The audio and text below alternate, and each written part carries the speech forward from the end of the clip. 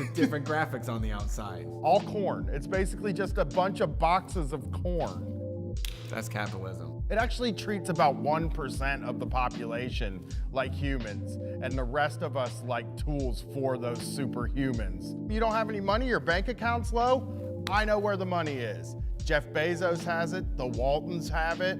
And they took it from us, right? They took it from us. We're just getting our money back. Yeah, your work made that money. You deserve that money. That's your money.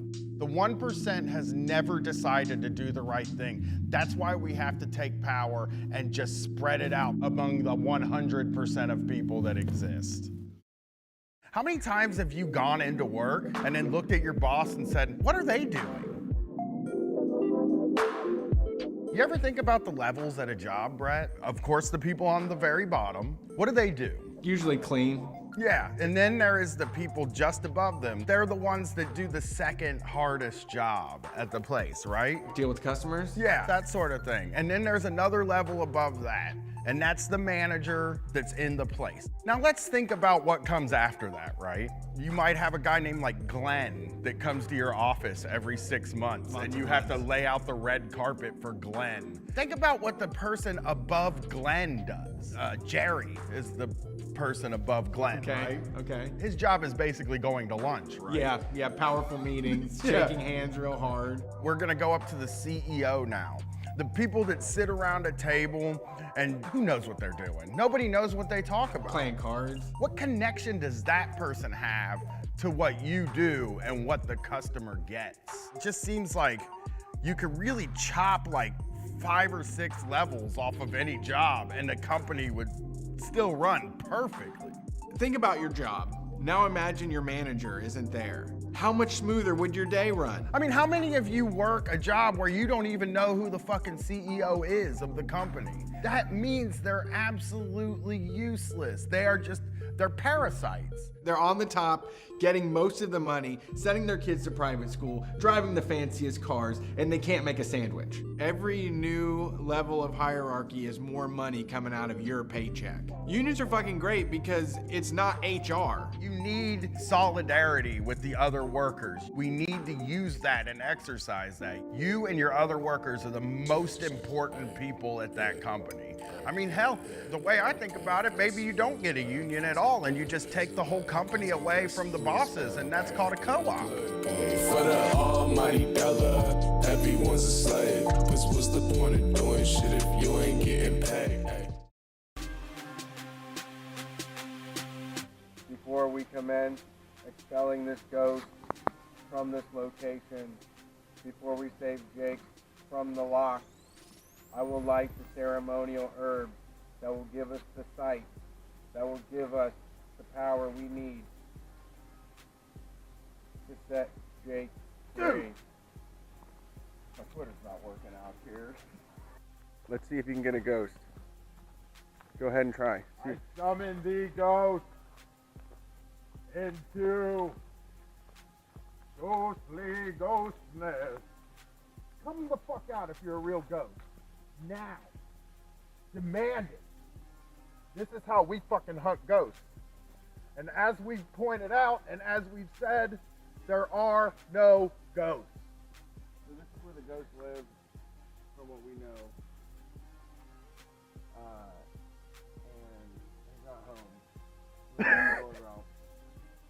Let me see, let me try this. Jake, you may overtake my body. I accept you into my heart and soul. Please, if you are here, take control of me. Use me as a vessel. Gross. Nothing. Yeah, no ghosts. So I guess the lesson of Beaver Creek is there's no such thing as a ghost. There's no God, and the Bible is a lie. Off to Helltown to find out what the government's up to in the middle of fucking nowhere, Ohio. Hell yeah, bumping out here. Can I get some of this safety herb in my lungs, please? And thank you, are welcome here. Jake, you can't have any because of drug test. Yeah, if you go to work, man, you're gonna get drug tested. Jake, you son of a bitch! You get out here! ain't coming. He ain't coming because he's afraid of me, Brian Quinby from Street Fight Radio. Brett, would you like a shot at Jake? Yeah. I just fell in a hole. That was Jake. That was all Jake. I think we found the ghost. Jake won't let you see your mention. He's like, don't look at your phone while you're at work, motherfucker.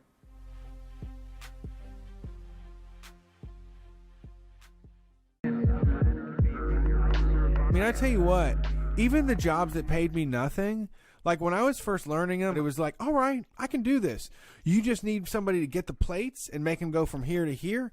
I can be the master of that. I was really into that, and I can do that. But after a while, it's like, you guys treat me like shit, and I get the plates from here to here every fucking time, and you talk down to me and shit. What's going on? Jesus, you're counting my lunches. Like, you're looking at what I'm eating. You're like figuring out when I'm going out to smoke. Like, all of a sudden, you're in my shit. But all you said you wanted from me was the plates to go from here to here, and I'm getting the plates from here to here. God, that was the most accurate representation of how I feel when I get a job. At first, I'm helpless. I'm a little baby. I'm sucking off the tea to the manager to tell me what I need to do. You know, I don't want to, my wings aren't fully formed yet. And then once I learn what I'm doing, I'm like, y'all could treat me a lot better for this. I deserve a lot more for this. Wow, this is some bullshit right here. Now that you kicked me out of the nest and I'm flying through the sky and trying to flap my wings here, I don't think you're giving me enough. I don't like this. You didn't set me up right.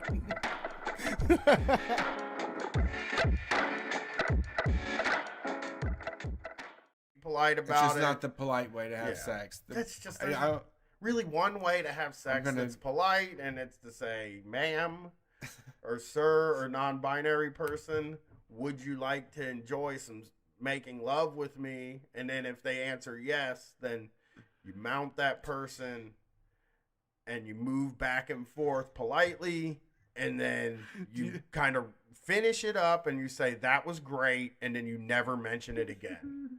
That's the right way to have sex, okay? And folks, and that's why we don't do any sort of sex advice or sex stuff on this show, because there's none to be given.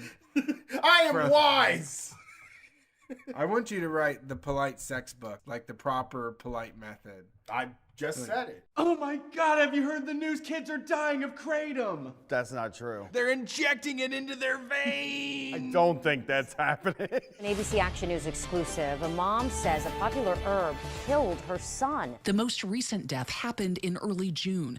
Kratom, also known as metrogenine, was one of 4 drugs blamed for his death. This was like the devil's drug. It really is just a green powder that makes people feel better. Yeah, it's a leaf. It grows from the ground. You smash it up.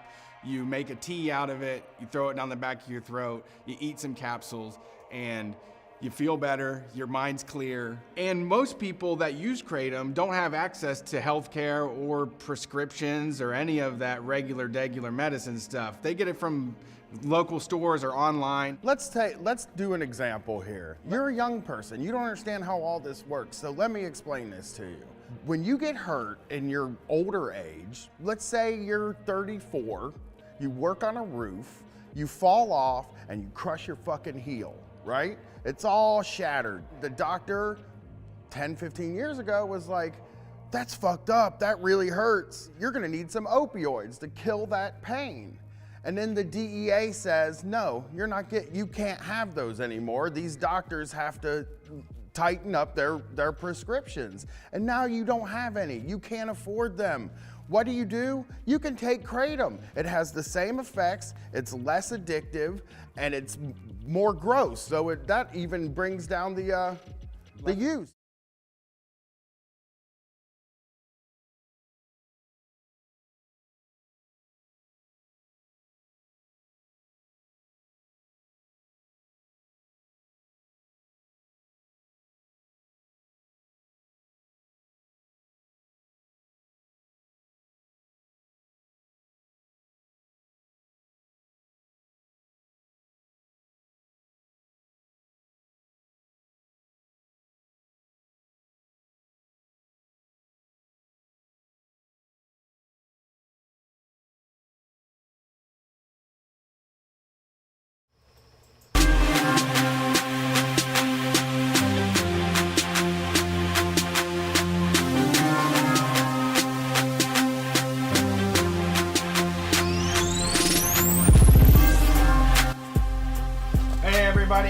welcome to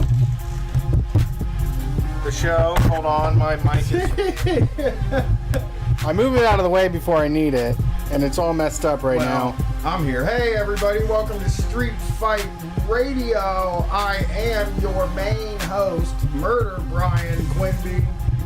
And my co-host, second in command, my admiral, is Brett Payne. He is busy with a microphone, so I've taken charge now. This is the #1 anarcho comedy show on any station across the nation. He learned that from me. I did learn, yes. Well, but sometimes the student becomes the master, and that is who I am. So that's the show. You know, what an intro, Brian. Cheers to Brian.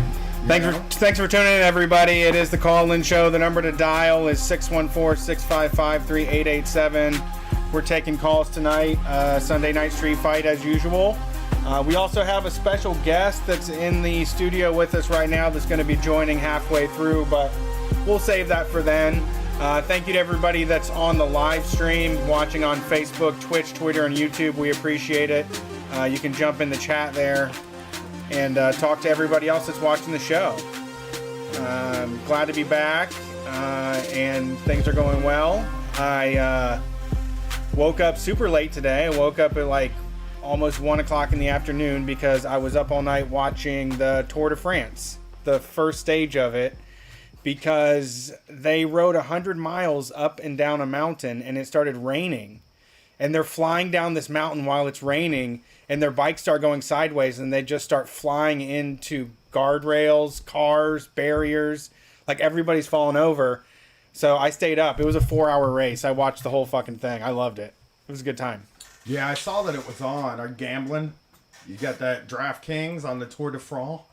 No, there's no DraftKings on that. There might be FanDuel. I did win on the NASCAR Coke Zero 400. Oh, that's a good name. I won $8 on that. $8? Yeah, I bet $8 though. So it's always one of those things where it's like $8. You know, came even. Yeah, it's like, oh yay, you know, I made $8. But I'm getting a taste. I'm only. This is my first season of betting on NASCAR, and I've won twice now. So I'm pretty confident at my ability to read the numbers and figure out how these things are going, and I'm gonna get that big money. My man's gonna bet $1,000 next week. No, it only takes $4 to get 20,000. $4? $4 to get 20,000 if you're getting first. Dip. I need to get fucking shit, dude. I need to get in that $4. Yeah. Finally take that vacation I've been wanting to take to nowhere. We were watching this movie last night, me and Katie. We had like a date night where we watch movies at home, and we watched the new Bill and Ted, which it's fine. You know, it was a good time. If you like the other movies, if you saw them at a formative stage in your life, then you'll like this one. And it is funny that Kid Cudi is Station in it. Just like a very weird, like, little callback to Bogus Journey, and it's Kid Cudi. Who was he originally? It was like a costume, like, alien that looked kind of like a potato and a turd mixed. Ah, well, that's an upgrade then. Kid Cudi's a huge upgrade. Well, it seems like they didn't want to they probably didn't have the costumes anymore. Oh, they couldn't do turd? And they couldn't do Station. They couldn't bring Stations. It's like a little E.T. looking guy. I never saw it, so. But more importantly, the thing we watched after it was called You Cannot Kill David Arquette. And what is going on with television? Dude, it was so good. It is a good fucking movie. Even though David Arquette's a carny and he was working the whole time, it's about his run and wrestling, like last year, where he like gained the respect of like all of the wrestling fans and shit. He did that death match where Nick Gage accidentally stabbed him in the neck and he fired blood out. Have you ever seen that? Whoo! Katie, I walked out of the room. I've seen it like 3 times, when it happened. And I fucking walked out of the room. I was like, you do not want to see this. And Katie's like, it's fine. And she's like, whoa! Yeah. I hit right here and it starts squirting in like the thing, and he finishes the match and shit. And but it is a good little fucking movie, man. I was into it. I watched a woman get a 55-year-old blackhead get pulled out of the side of her face today. Oh, I made Bryceus watch that with me. Okay. It was gross, terrifying to watch. It was like a shell. It's like someone hid a shell underneath your eye, and then they went in and just surgically pulled it out. Yeah. Yeah, that David Arquette thing was pretty good. It was like Luke Perry's last little thing because he was at the wrestling show. He drove him to the hospital. Okay. And I don't know. It just was like Luke Perry drove him to the hospital? after the thing. Yeah. This is a Katie's setup. like, The aren't whole there thing any? is a setup. Oh God, dude. Okay, so like He's year winking to the camera the whole time? Oh God, at the beginning. Well, I mean, he's a guy that was around the wrestling business for a period of time, and you can't trust nobody. Yeah. I don't care if they're an actor that only did it for a little bit. Yeah. You know? But there is a scene in the movie where a year before his run, he gets a hold of the Nasty Boys and he says, "Hey, I know you're doing this Legends of Wrestling thing in Detroit. Can I come out and I'd like to come out." And they're like, "Fuck you, anybody can come. You buy a ticket and come." So he goes out there and he's talking to the guy and he's like, "You could have me like run in and talk some trash." And then they like staged a bar fight, but it's made to look like a real bar fight, and it was fucking cracking me up. Like, cause it's like it starts with a bar fight and then ends with the guy that he fought in the bar giving him a hug and saying like he's part of the wrestling community now. And it's just like this really good, and he like really plays up like he's like, "I've been going on auditions for 10 years and I haven't gotten a single movie. I'm a loser. I feel like a failure." But he's also this like insanely rich guy where like his backyard is fucking everything's oversized in his backyard. And he has a wrestling ring, but he has really giant oversized chairs, really giant oversized tennis rackets and tennis balls and all this stuff that only fucking rich people would ever have. So he's like still a rich guy, but he like really plays up that like, I did the wrestling and it really hurt my career and nobody would take me seriously ever again after that, and it's just like, it's such a carny ass movie, but it's good and it's compelling. And when you're watching it, I think that like most people would watch it and be like, "Oh, that's," because it is a sweet movie. It's like very sweet. There's like a through line through it with him and his wife that's like really touching and sweet. But like, if you don't watch wrestling, I'm sure it's like 100 times more sweet movie. Because if you're a wrestling person, you're watching it and you're like, "Oh, come on." Yeah. It sounds like a great fantasy. Oh, it's a beautiful story. He works his way up. But one of the parts in the movie, he goes to Mexico.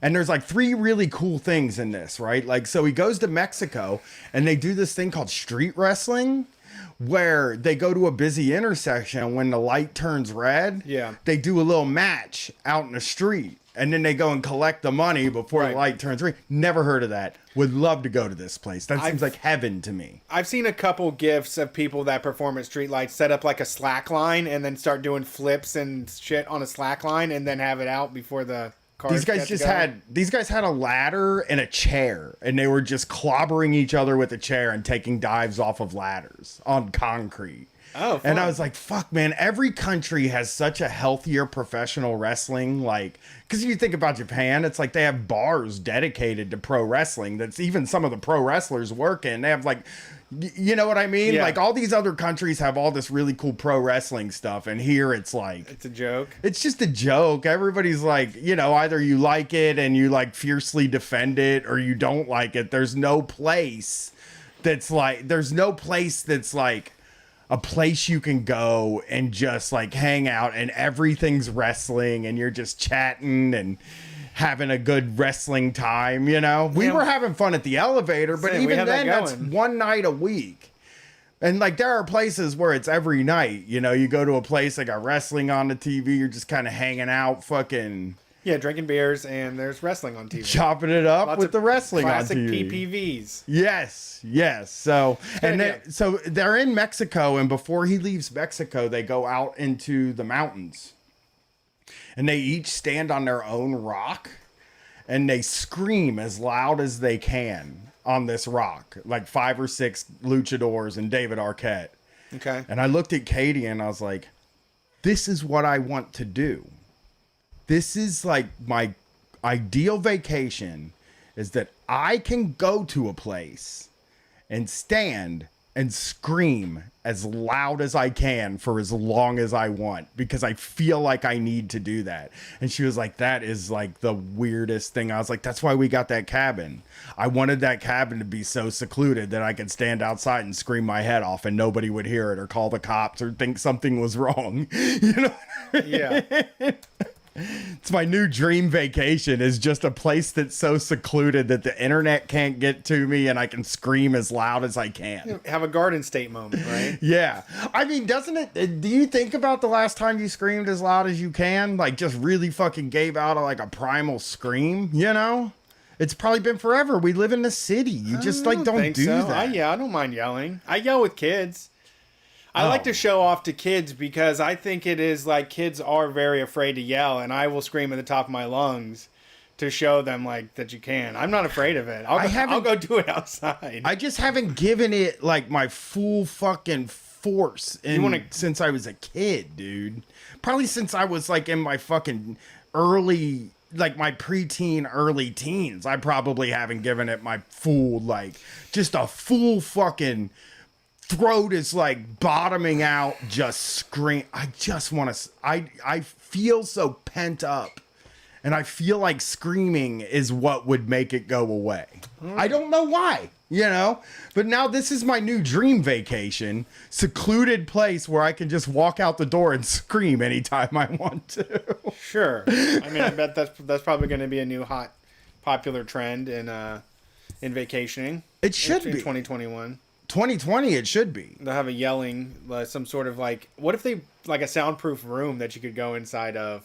Not the same, I don't think. You want it to be bouncing off of shit. You know what I'm saying? You want to hear it bouncing off the trees. It's like making an impact in a weird way with your voice, which I guess I try to do all the time on this show. And I do get, like, I get my feelings out, whether it's on the show or in therapy or, you know, in private moments with my wife. Like, it's not like I don't get my feelings out, but I don't get to express the one feeling that I feel as like an underlying current of this like rage where I just want to lose my fucking mind, you know? And I like keep it deep down inside because I don't want to be embarrassed, you know, because I think screaming and then the cops coming to your house would be kind of embarrassing. You know, and it just, and people checking on you like, hey, are you okay? And no, is there something wrong with you, screamy boy over here? So that's my dream vacation. I saw David Arquette, a rich man, get to do that, and it really bummed me out, man. Well, not bummed me out. I'm, you know, happy for him.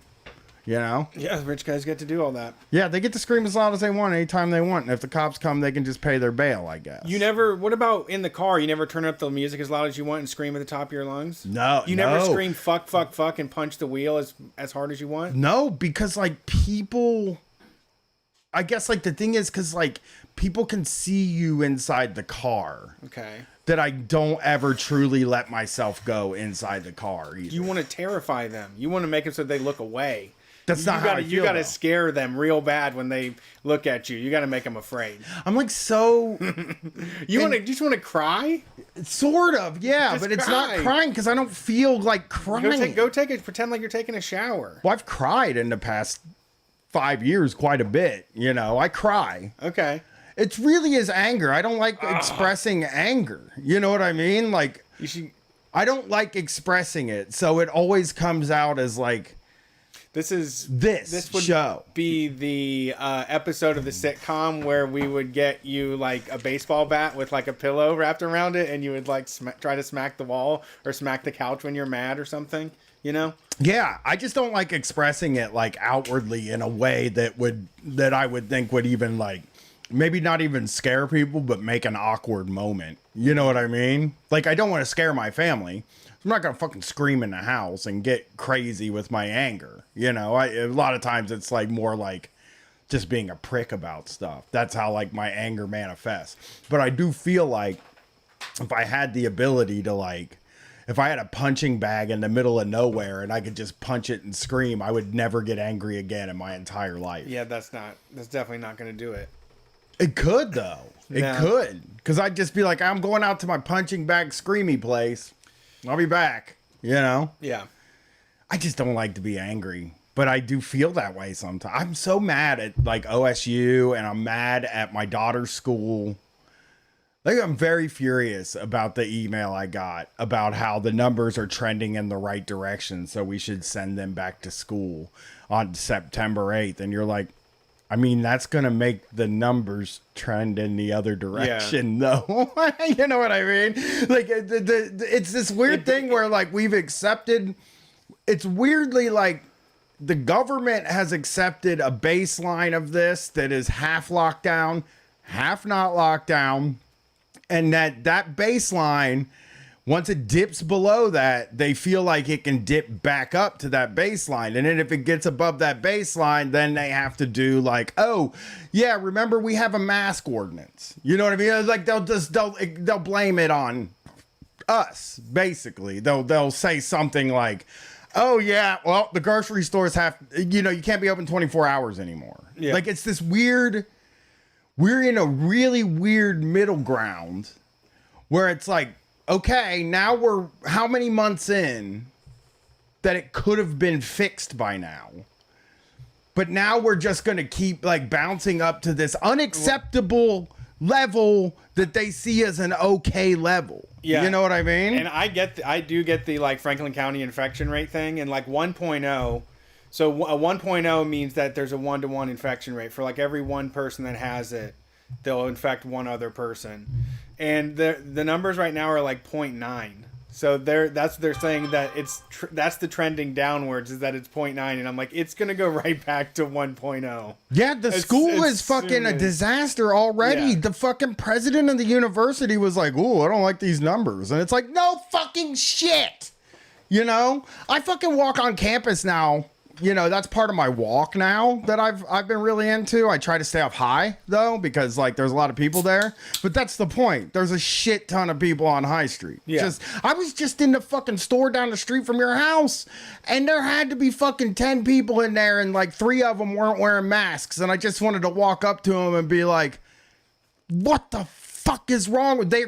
And here's the thing that pissed me off about it. It wasn't that they weren't wearing masks, because I guess they're anti-maskers or whatever. You know what I mean? That's their political. Yeah, and it's just like, okay, I got to accept that there's going to be a certain amount of these guys, but they had their kids with them, and their kids were wearing masks. And I was just like, I just wanted to fucking punch that guy right in his face, but he had a tattoo on his neck, and he looked 10 times stronger than me. Really. Okay. He would have killed me. Okay. He looked stronger than Jason. Yeah. Really, that's the strongest guy we know, basically. Yeah, it's become a weird scramble where everybody's like, oh, it's still kind of hot out. We can still do stuff. Come on, let's everybody get together and get a vacation and a concert, and let's do all this stuff. I know. And then like we can go back to school now. We thought it was going to be all online. Woof, it's not going to be. It's like what? It's also funny watching the businesses like really are like, I think we could get out of paying these leases. You know what I mean? Yeah. Like my wife's work was like, we're not coming back. We'll be back in October on a hybrid schedule. And then they just fucking messaged them last week, and they were like, we'll just come back January. Yeah, yeah. And it's just like, oh, you know that there's a lot of these big corporations that are like, you know, if we can live with just a little decreased efficiency. Yeah. We cannot have any buildings. Yeah, not have to pay for lights. And then plumbing. And now, you know, we're sitting here thinking like, well, that's actually a smart decision, you know, less commuters and stuff like that. But we also live in a city that would have like 7 empty buildings. Like, what would you even fucking do with those buildings at that point? Detroit. What would they even put in them? Nothing. I know. You're right. Because you can't. There's nothing to put. There's no reason to have them. I know. In the first place. I know. It's fucking crazy to think that like all these companies probably got these huge fucking tax abatements and fucking lobbied the government to build these huge fucking buildings that they probably never even fucking got to pay taxes on. And now they're just going to abandon them. And I'm like, you know, it's like when the grocery store goes out of business, they're like, they'll come back. Yeah. You know, somebody will go there and it's Spirit, like the fucking, the Nationwide building downtown's a Spirit Halloween, like an 82 floor Spirit Halloween. Yeah. I saw on one of the Google card things, just the headline said, restaurant chains poised to strike the independents. Which What is that? It would look like some National Geographic shit. Like, well, it looks like the independent restaurants are going under. The chains have stepped in. Like they're going to take over everything. I mean, what did the independents do? They're just making food. Weaker prey. Yeah, that's what I've been learning from watching the Foods That Build America. It's like these guys hate competition. Oh yeah. Is get rid of. It's not competition really. No. But Chipotle's going to get the same amount of people no matter what every single day, no matter how many independent restaurants and taco trucks there are. And people are going to line up for that slop every single day. Same with McDonald's and Wendy's and Burger King and Applebee's. Like, people love that shit. Yeah. And they will always go to it. It's beyond me. You know. Well, Chipotle, I understand. Vegetarians. You know, that's the way I think of it. It's like, yeah, I get it.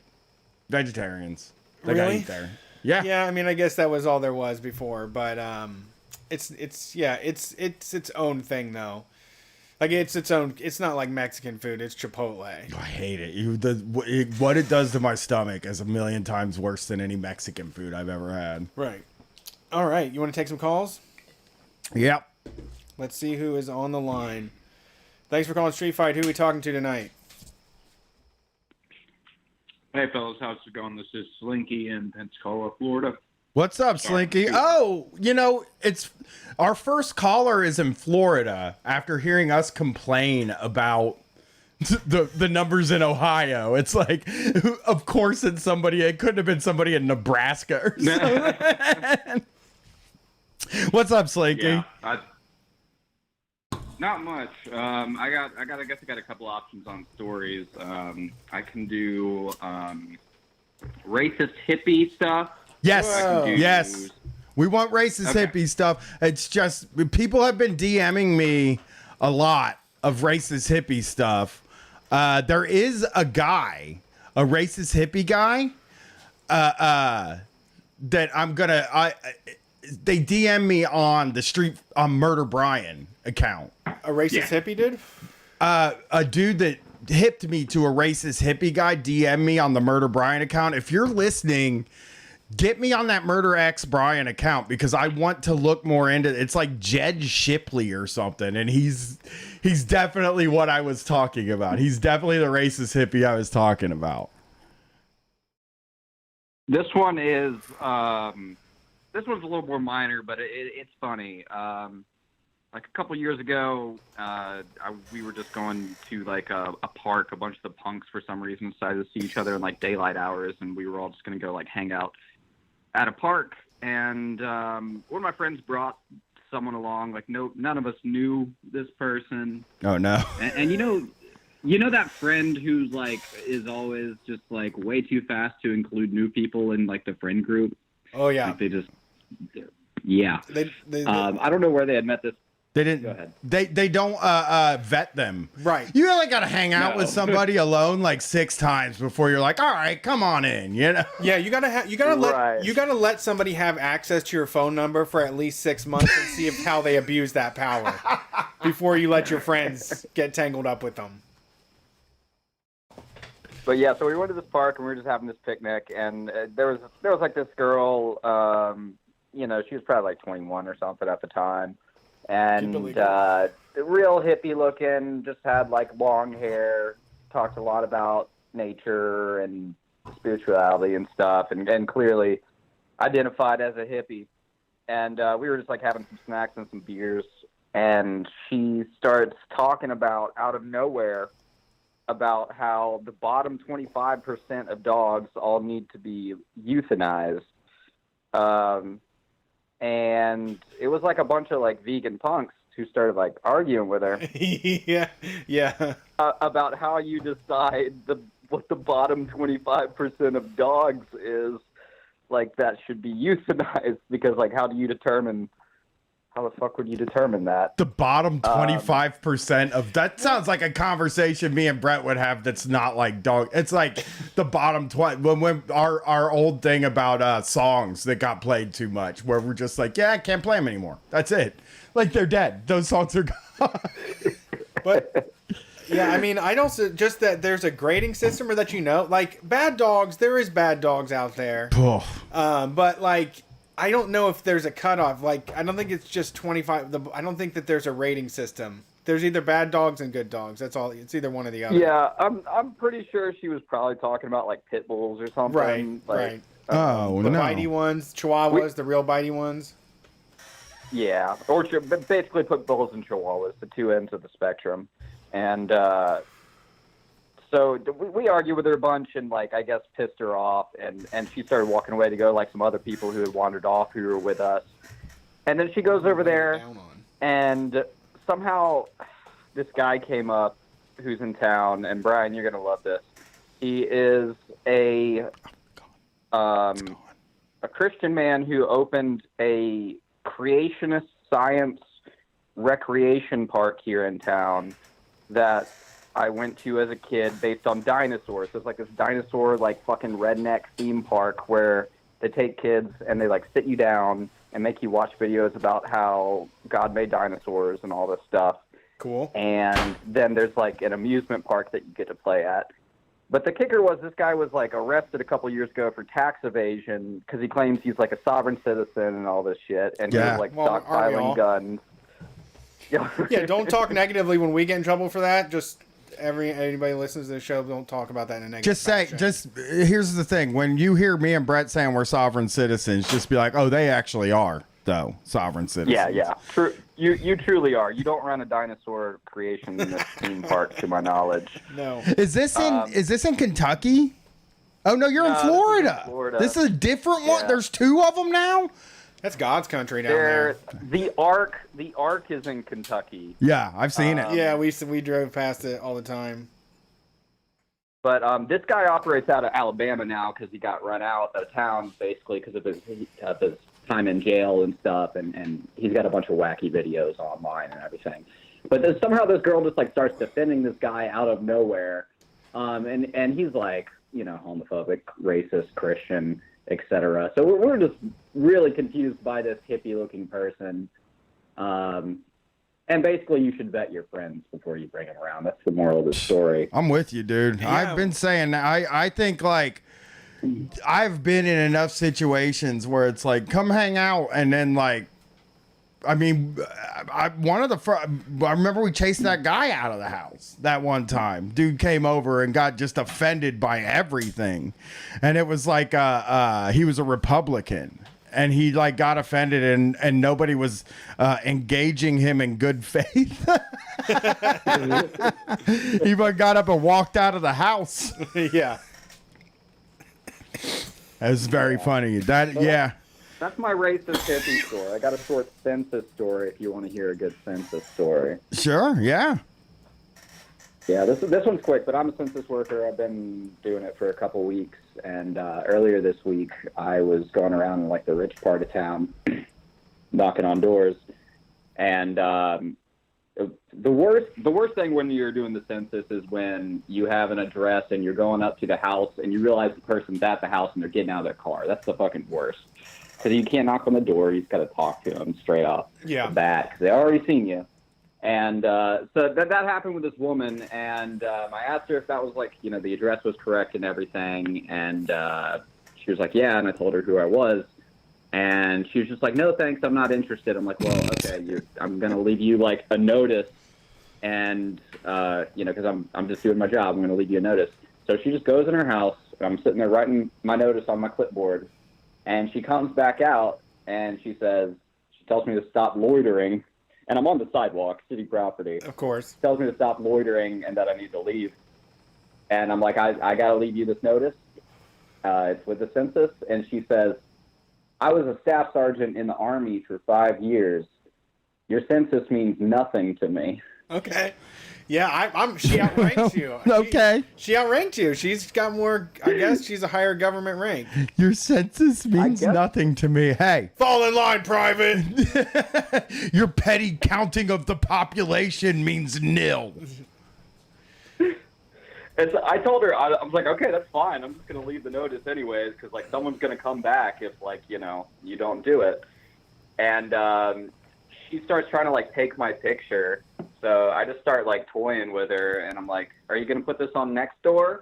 And she doesn't even know. she didn't even know what Nextdoor was. But I was like, here, help me let you get the lighting better, and started moving around to help her get the lighting good for the picture. Oh my God. And I held up my badge for her to take a picture of, and my hand was kind of shaking. Like, I was calm on the inside, but you just know you're in a tense situation. And my hand was shaking a little bit. She's like, she started complaining about my hand shaking. What? For her photographs. Yeah, she was like, your hand is shaking, stop. And I'm like, you're being rude. Like, I can't stop shaking my hand. Oh, wow. Well, that sounds... Are they all like that? Hopefully not. No, they can't be. I mean, No. that is really one of those. I mean, they're obviously conservative, so already. I mean, don't spread on me sticker.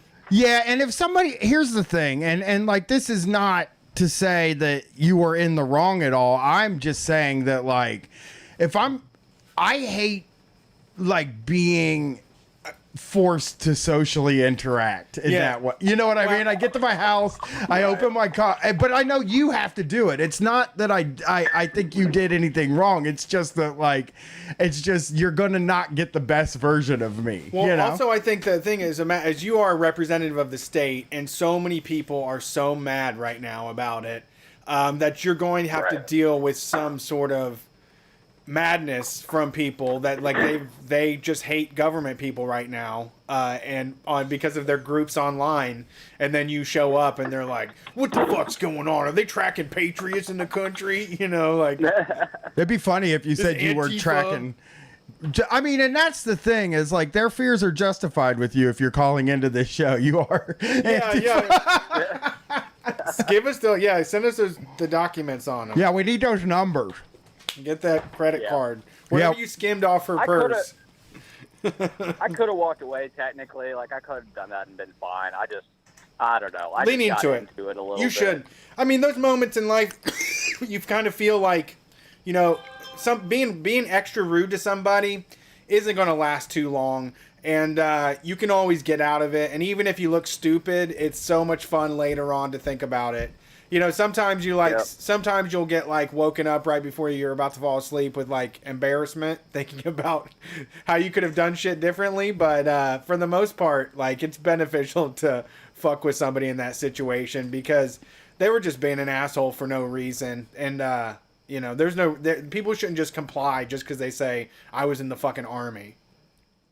Yeah, I should have told her military service meant nothing to me. Oh, yeah, that would have been smart. Does, though. Great. It does. All right, well, it doesn't mean shit. I just want to plug Mutual Aid Disaster Relief, who's working in Southwest Louisiana right now. Fucking hurricane relief is super tough in COVID times, I've been learning. But Mutual Aid Disaster Relief is taking funds and has people on the ground right down there, and they're working with a couple street fighters too, who I've talked to in the group. That was like a Cat 4 storm that hit earlier this week on Thursday. Just wanted to plug that real quick. They're taking donations. Yeah, sweet. Absolutely. Thank you. We'll try to get a link in the show notes too, somewhere. What was it? One more time? The name? Mutual Aid Disaster Relief. All right. Thanks for calling in, Sleeky. That was fun. Yep. Y'all have a good night. Love a racist hippie story now. Those have turned into that's like my white whale. You know what I mean? That's like it's a type of guy that we haven't been able to really fully flesh out. You know? I mean, well, you're also just finding out, like, more of it. For a lot of people, it just means that you can be an airhead. Yeah. Like, it just means that you're allowed to be flighty and, like, not care about anybody else except for yourself and your own spiritual energy and all of your chakras and shit. You're only supposed to care about your small business and, like, spreading your love and passion through your fucking small business, Yeah, it's right now it's a theoretical type of guy, but at some point we will be able to fully, fit him in the guy typology. The racist hippie will make it in there. No, I have heard a lot of people who are like who have sent me, like, on the old account, they were sending me pictures of, like, status updates where dudes are like, where people are like, yeah, man, you you do a little bit of avocado oil when you have your neck hurts, and that'll just make it all go away, man. Also, Blue Lives Matter. Yeah. Where you're like, what the fuck is going on? Yeah, you should start putting peppermint oil in your mouth instead of toothpaste. And also, CAGA. I'm a turf. Keep America great. Yeah. Let's get this next one. First, before you take this call, I found some site has people whose day couldn't get any worse. Right? And it's just pictures that I was scrolling through. And 3 of them are people getting attacked by porcupines. And it fucking cracks me up every time. Just fucking this guy had porcupine needles in his head. And then one of the pictures was a fucking guy that must have rolled around in a bunch of cactuses. I don't even know how he got them on him. But he had like 10 cactuses stuck to him. And then I was thinking for $2,000, I would roll around in a bunch of cactuses. That sounds fun. Yeah, for $2,000, you could lay a bunch of cactuses down, and I'd give it a little roll. We'll do a Street Fight Carnival, Street Fight socially distanced carnival. Freak show. It's just a freak show. All right, you ready? Yep. Thanks for calling Street Fight. Who we talking to tonight? What's up? I don't know, man. Hey, what's up? Who's this? This is David from Tucson, Arizona. Oh, how's Tucson going? It's good one, man. It's hot. I called a couple weeks ago to talk about being a soccer referee too. I don't know if you guys remember that. Yeah, I remember that. I love the soccer referee stuff. What's up this week? Not much. I'm calling to talk about. I'm a teacher, and so I wanted to talk about being a teacher during COVID times. Sure. Yeah. How are you? In school or online? No, we're all online, which it's been working out okay. I like it right now because I hate driving, and so being able to work from home is like what I want. Like that's amazing. Yeah. I feel bad because I know that the kids need to go back because the social aspect. I mean, they need to go back after this is all over, but the social aspect is a big part of school. So I want to go back for them. But if I could have a job where I don't drive anywhere, that's like my dream. So it's nice for right now. Yeah, someday we'll be able to put all the children's heads into jars and they just live virtually. That's what I think. I think like, yeah. It's wild that, I mean, like, I think the only part I liked about my workday was the driving. Like, oh, really? The driving. I do miss the commute. I miss driving like, soundtrack. Yeah. Oof. I miss commuting, man. Just listening to Howard Stern or Opie and Anthony, just giggling in the car, fucking smoking cigs, and like just a good morning, like just really enjoying my drive. That was the only part of the workday that I actually enjoyed. Well, I used to be a delivery driver for Domino's, and I liked that job, but that's for the same reason where it was mostly driving, and I could just listen to shit. So like I do like that, but like I don't know. Like getting up at 7 in the morning to go drive, just morning traffic. I don't know. I just hate it. Yeah, like, I do remember driving for Domino's and really enjoying that. That was because like I didn't have to deal with anyone mostly. I haven't worked rush hour for at least 15 years. I didn't work at the cable company. I worked 10 to 7 or 11 to 8. Oh, that's a nice shift. Yeah, it rocks. It's not that good because, like, you do end up just adjusting your life and still waking up at 9:30 miserable. But, you know, I never found that shift where I didn't. I mean, like, I'm fucking tired when I have to come and do this. And I set the fucking time, you know? Yeah, but I do remember, like, when I had my first 9 to 5, which I found out was actually 8 to 5 because we had an hour lunch that was not paid. So I would be out on the road at 7 in the morning, barely awake. You just close your eyes and then you show up at work and you have no idea how you fucking got there at all. Yeah, right. Yeah. I think that the commute is honestly, if I didn't have to drive here, I think I would be kind of miserable, you know, because I would never, I would probably drive once a week if I didn't have to come here. That car would move once a week, maybe. To go get That's kind of how it is for me now. Yeah. Yeah. With COVID, it's like you can't go anywhere really. You shouldn't be going places. And my wife was she's home till January at least. She was telling me that like she got in the car 2 days ago and she hadn't driven for a solid few weeks. And she was nervous driving the car in the neighborhood because it had been so fucking long. Like she has nowhere to. Woo! This Yeah. is scary fast. Yeah. Wow, this is a big machine. It's combustion happening. I know it's, but I don't think she's driven it since we got it back. Dude, I've been Because tubed there's up. no reason. I've been watching racing. I get to drive once a week. I drive double the speed limit the whole time. Like I'm like When I drive bearing home- down on. I'm taking racing lines in all of my corners, trying to like hit the chicane early and shit, and to get the apex right. I fucking love it. When I'm driving home from here and to here, I've found myself going 90 sometimes. Just fucking So burning. fun. Because the road I take to get here, 315, is a highway that is, there's one curve, but it's pretty much straight. There's nowhere for the fucking police to hide. Yeah. And you can just fucking haul ass down that thing. And, you know, obviously, That's nice. you get in trouble if there's a cop like driving on the freeway. But like, me and Brett both kind of live downtown. So even when we do get to drive, both of us, I mean, you know, I used to complain all the time. I'm like, I rarely get to drive faster than 35 miles an hour. I remember there's one 35-mile-an-hour road in my neighborhood, and if I get stuck behind somebody going 25, it makes me so mad. It's like, you took my chance to drive 35 and knocked it down to 25. Yeah. Now I'm just a 25 guy. Yeah. Sorry, we cut you off for your commute. So what? No, how are the kids doing? I mean, obviously, they're all gaming during school. We both know that. Yeah. Oh yeah, I've caught like I've seen kids playing games, and the most you can do is like, hey, you know, turn that off. Or in school now, I can't like really control them. I do try to like, hey, I have like participation points to kind of keep them motivated to stay off games, but they're still going to game. So yeah. What's your age? What's your age range? I teach high school. Ah! Sophomores and juniors. Lucky. That's what I wanted to teach, dude. That is what, if I ever have to go back to school and do a real job, I'm still gonna. My plan is still to be a high school teacher. So yeah, I mean, Yeah, go ahead. I lucked out with it too. This is my second year teaching, but I got a degree in English, and I didn't do any student teaching.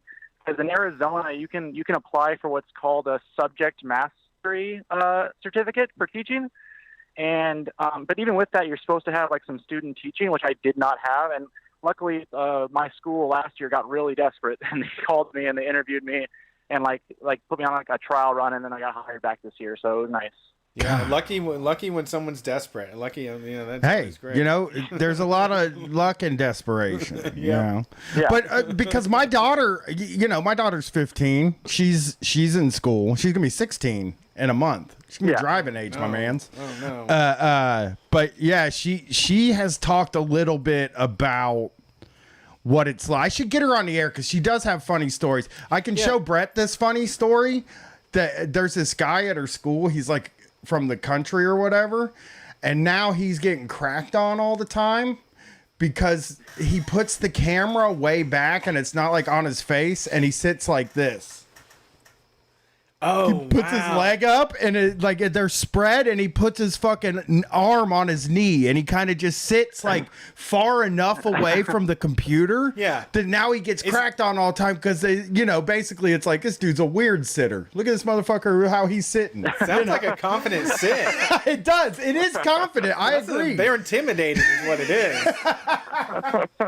You said the right message. I mean, most of the cameras seem to be off. Number one. Yeah. Like, I've walked in a room a few times and all the cameras are off. And I tried to enforce like a camera on policy, and like I want to say now half of my students are on. I can't. I'm not really like punishing them or like giving them a lower grade if it's off. But the ones that are on it's funny because most of them I can only see like the top of the forehead. That they angle it back so I can just see that they're there. I can't see what they're doing though. Yeah. Yeah, I mean, Glenn has said, she said that she had one class where a girl put the laptop on the counter in the kitchen and was making macaroni and cheese and got in trouble for cooking during class. And it's like, and that like, it's, if they see you eating on that camera, everybody's going to make fun of you then. You know what I mean? Oh, yeah, like, yeah, the other kids will be like, "What? You eating an apple?" No, yeah, Don't get caught eating? No, my daughter eats these English cucumbers, and she gets cracked on for eating them. But she's like, "I don't care. They taste good. They're better than real cucumbers. You can just eat them in your hand like an apple." And it's like, but she's like, everybody makes fun of me for my cucumbers. I was like, you really can't do anything when you're a teenager. Yeah. Such a slim, slim amount of things that you're allowed to do, even when being taught at home. These kids are home and they're cracking on each other. Yeah, I have to. Yeah, I was wondering how it changed, because I'm sure there's still digital notes being passed. There's still the same kind of behavior happening, but it just has made its way into like the Zoom classroom. Yeah, it's my classes. I don't know if I think just gotten lucky, or if Zoom, if they allow. I think I turned off private chat so they can't talk to each other. But it hasn't been too bad. There has been like a couple times where it's like someone leaves their mic on and something embarrassing happens, and then I kind of lose the class for like 2 minutes, and I have to calm them all down. That's like there was one. That's real school shit. Yeah, like one kid was like listening to a song, and I don't even know what the song was, but a bunch of kids just started laughing, and all the mics came on at once, and they were all like ripping on him, and I had to like mute everyone and say, "All right, let's get back to let's get." But other than that, it hasn't been too bad. They thought you heard Pop Smoke for the first time or something. That's so funny. Yeah, I guess on the first day with Gwen school, the boys were talking trash to each other, playing NBA 2K in the chat, and the teacher had to say, "Hey, Yeah, it can't be that obvious." Yeah. That's what that's the forehead kids who got it down. We're like they're technically listening to me, but I have no idea what they're doing. I can't see their hands, I can't see their face. So but they're technically listening to me, so that's fine. And all I care about is like if they're like semi-present and that the assignment's being turned in. That's all I'm really concentrated on. But it's been going pretty good so far. I try to keep them entertained. Like we play games online with them, like educational games with them, and they seem to like that. But yeah, I'm calling to talk about like the behind the scenes stuff with like the administration and stuff, which is I don't know. I had like this moment like 3 weeks ago during like our 17th meeting about how this is going to be organized, and I talk about it on my podcast, if I can plug that at the end here, if you guys don't mind. But basically, I kind of had like a meltdown because it's like I just realized this is only my second year, and I didn't really notice it last year, but I kind of realized like the capitalization of our school system almost, or like it's not that exactly, but I realized how on the hook we are for every little thing we do, if you know what I mean. Like they were talking about some resources we had, and like our principal was like, "Oh no, we couldn't get that because guys, like our numbers are way, way down." And it's like, what numbers? What are you talking about? What numbers are you talking about? Really? Metrics to get funding? Yeah, I guess. He didn't really elaborate on what the numbers were. We have, and then there's really weird, ominous posters in my kids' school that say like we're improving, and it's like and showing like the number. They show the numbers on the chart going up. Yeah, there's like this really ominous like bar graph. Like, look at this. Yeah. It's the number. I think people also feel like they can get away with just saying the numbers now because of COVID. Because like everybody's talking about the numbers now, they just feel like, hey, the fucking numbers are crazy, and they don't add up anymore. It don't matter what numbers. COVID changed the numbers. They don't add up anymore. Well, people just like feel comfortable being like. Well, when you look at the numbers, and like nobody really understands any numbers, period. I work with them. I don't understand them. I make them work for me, but I don't understand them. When you look at the numbers and you're like, come on, we're not all saying. It's like when COVID first hit and everybody was going to the grocery store getting supplies. And you're like, come on, we don't live in fucking The Walking Dead, you know? Hey, I got to get out and get some supplies. I should have my next observation, which is like we get observed by the principal to see how we're doing. I should just create a bar graph and show how my numbers are up, and just leave it at that. Like you don't need to watch me. Check it out. These numbers, they're up. See, we're good. We're all good. Look at these fucking numbers. We can move on. I mean, it's the beginning of the school year too, so it's sort of like like, what could the numbers be? They can't be grades. They can't be test scores. So, like, yeah, what is it? Amount of students, maybe? Probably enrollment is changed a lot. I think it's enrollment, I guess, but like they never elaborated. The number of students is the only number that I can think of that is what they meant. But like I said, I don't really know. But yeah, that rubbed me the wrong way. And then also we had like another meeting about our educational minutes, which is like there's a certain amount of minutes that kids need to be in school, like learning, right? Yeah. Yeah. And they were, and I understand that they were hit at these minutes, but they hit these minutes so many times, and we have to turn in all these different forms, jump through these hoops, and it just blew my mind about like we have to like constantly justify our like my career has to constantly justify its existence, which is crazy because we also have like at the exact same time we have politicians like begging us to be okay with them giving cops more money, which is just crazy to me. Yeah, like it just blew my mind. Yeah, that's it's a constant battle. Even though we all rely on you to make sure that our kids can at least have a better understanding of the world, and we also are like think that we're wasting all this money on it when in the reality we're not spending enough at all. We're doing things like trying to cram people through tests and make sure that by this. Everybody has to read or do this by 3rd grade or 5th grade and meet all these numbers. And yeah, it doesn't, and it's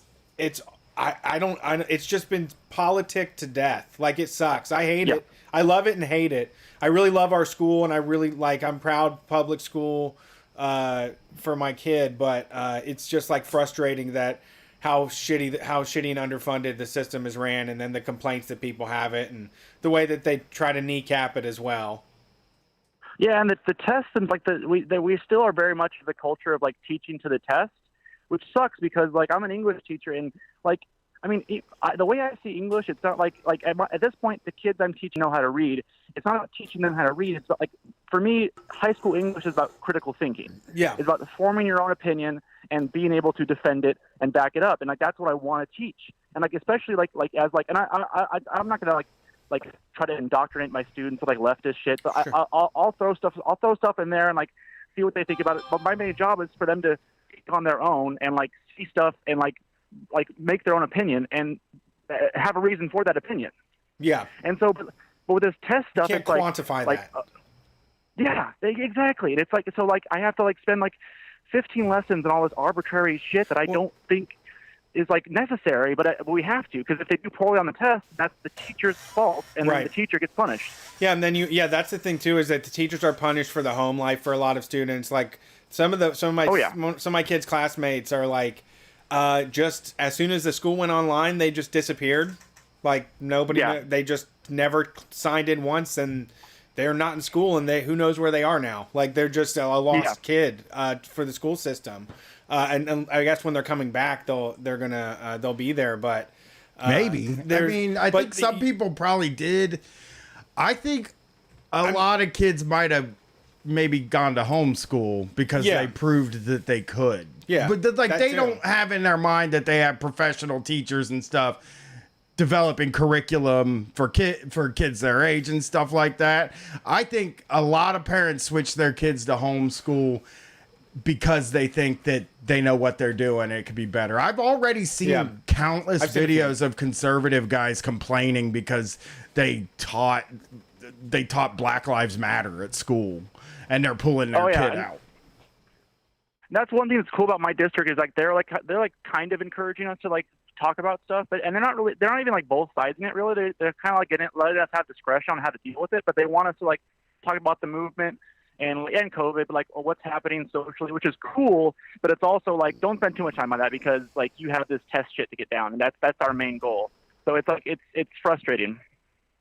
Yeah, and like I said, you can't be responsible for every child's situation, or like to have someone like Brian sitting through your class and then him be a reflection. His bad attitude about school be a reflection on your teaching ability is unfair. And to say also none of this stuff doesn't affect somebody later in life is, I don't know. To try to quantify it for a budget thing just ruins the whole institution. And Sorry, go ahead. I didn't interrupt I'm you. done. No, I'm good. No, it just like I was fuming that week just because like it occurred to me that we have to do jump through all these hoops, prove that we are here for a reason, and then they're still trying to give like cops more money, and it's just like how did we get this bad? Where it's like even if you don't like teachers or school, like we take care of your kids for like at least like 7-8 hours a day. Like, Yeah, you yeah. can't, like, so like how it just blows my mind. It just blows my mind. No, I mean, I'm not. Me and my wife work. I mean, I do work on this thing for 6 to 8 hours a day. So I don't really get to I don't have an extra 4 hours a day to sit down and teach. Right. Yeah. Yeah. It's just frustrating. Like I'm not even trying to be like teachers teaching's the most noble profession in the world. It's nothing like that. It's just like I'd like to feel like my profession is necessary. Yeah. That's it. That's true. It is. Can I just before we go, I wanted to ask, because I'm not like, my kid's been in school for I think 2 weeks, and she's telling me, her side, she's generally gets good grades. She generally has A's and stuff like that. Are the grades sort of, have you seen I guess a degradation in the work? Are the grades like kind of at a level where they were before, or are these kids having trouble with this online teaching? Some kids are, and I'm being pretty lenient, just because like me and my the teachers I get along with, we're being kind of lenient because. And that's one thing that the school also, and I don't know if Ohio is the same, but one thing my district didn't take into consideration is a child's home life. And so if they want us to push rigor and make sure you're start off running, make sure you have assignments ready, and one of my teachers at my school, he didn't have an assignment ready for the first week and a half, and they got on him right away. But it's if stuff was bad before COVID for some of these kids and their parents lost their job, it's 10 times worse now. You know what I mean? I'm trying to be super lenient. I'm not trying to be but I've got most of my students are turning in work, and it's good work. So it seems. Can I ask what the word is on the standardized tests this year? There are schools in Ohio that have canceled the whole year already. They're fucking not going back. And I'm just wondering, are they going to do the standardized tests this year? I don't know. They might have said something about it in 1,000 emails I got in the past 3 or 4 weeks, but I don't know it off the top of my head. So it hasn't been pushed that hard. The important stuff we get emailed over and over again. So I haven't heard anything. So it's kind of in the air right now. But my district also said all right, we're gonna online teach. We started the 10th. And that was the first week was going to be online, and then the 17th we're going back to school. And then obviously that didn't happen. They haven't updated that announcement, so it's just kind of everything's in limbo right now. Okay. Yeah, I was just curious. I've been curious about what the grades are looking like. Gwen's got all A's, but she has them every year, and I think it's just sort of for her, I think the what I've seen is that it's really about getting in there and doing the work, period, and trying to get them back in the building as soon as, because they want them back in the building as soon as possible, even if it's just half days and stuff. Right. So I'm real nervous about I think what makes me nervous is it's probably not a stretch to say that next school year they will be in the buildings. That we can't do this for that long, right? And that's where we're at. That's where we're at too, I think. And I just wonder, how are these kids gonna? How are they gonna be prepared for the next grade? Are we gonna leave space for that next year?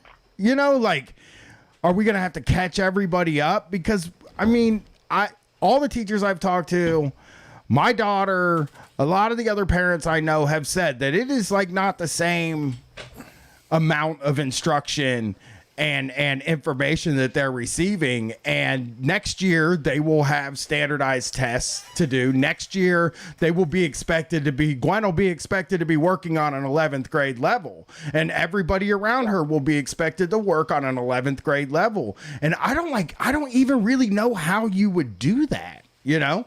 Yeah.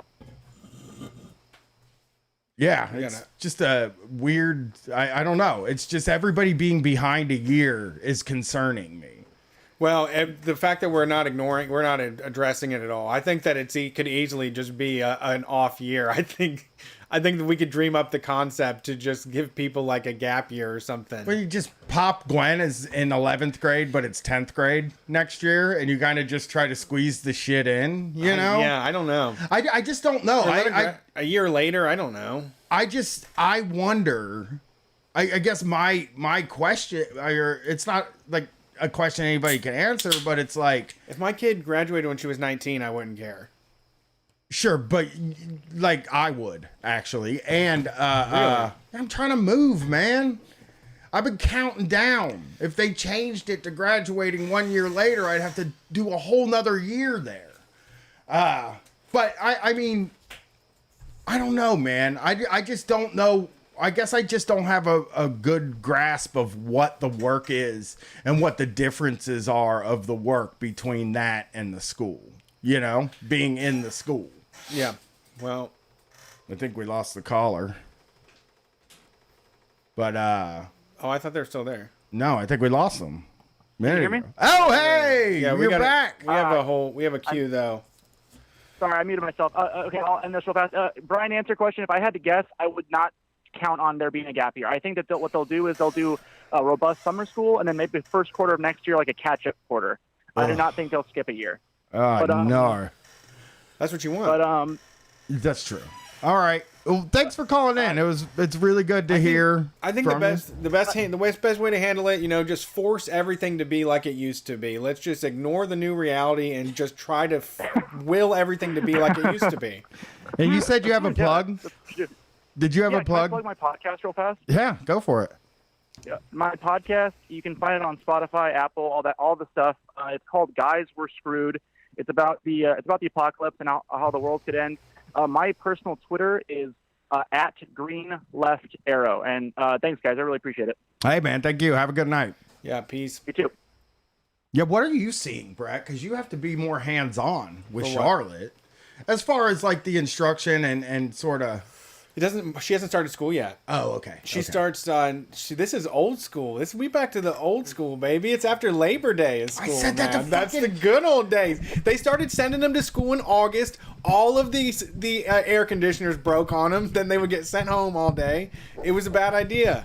I fucking said that to Katie. I was like, didn't we fucking go back to... when we went back to school the Wednesday before Labor Day, you get yourself 2 little short weeks. You do a 3-day, a 4-day, and then the 5-day. Yeah, you get to just ease on in, man. It's weird. Like, Gwen was back in school on, like, August 12th. Oh, it's like, what the fuck? It's way summer on August 12th. Absolutely. You know? There's still a fuckload of summer left. Yeah. So, let's get this next call in. All right.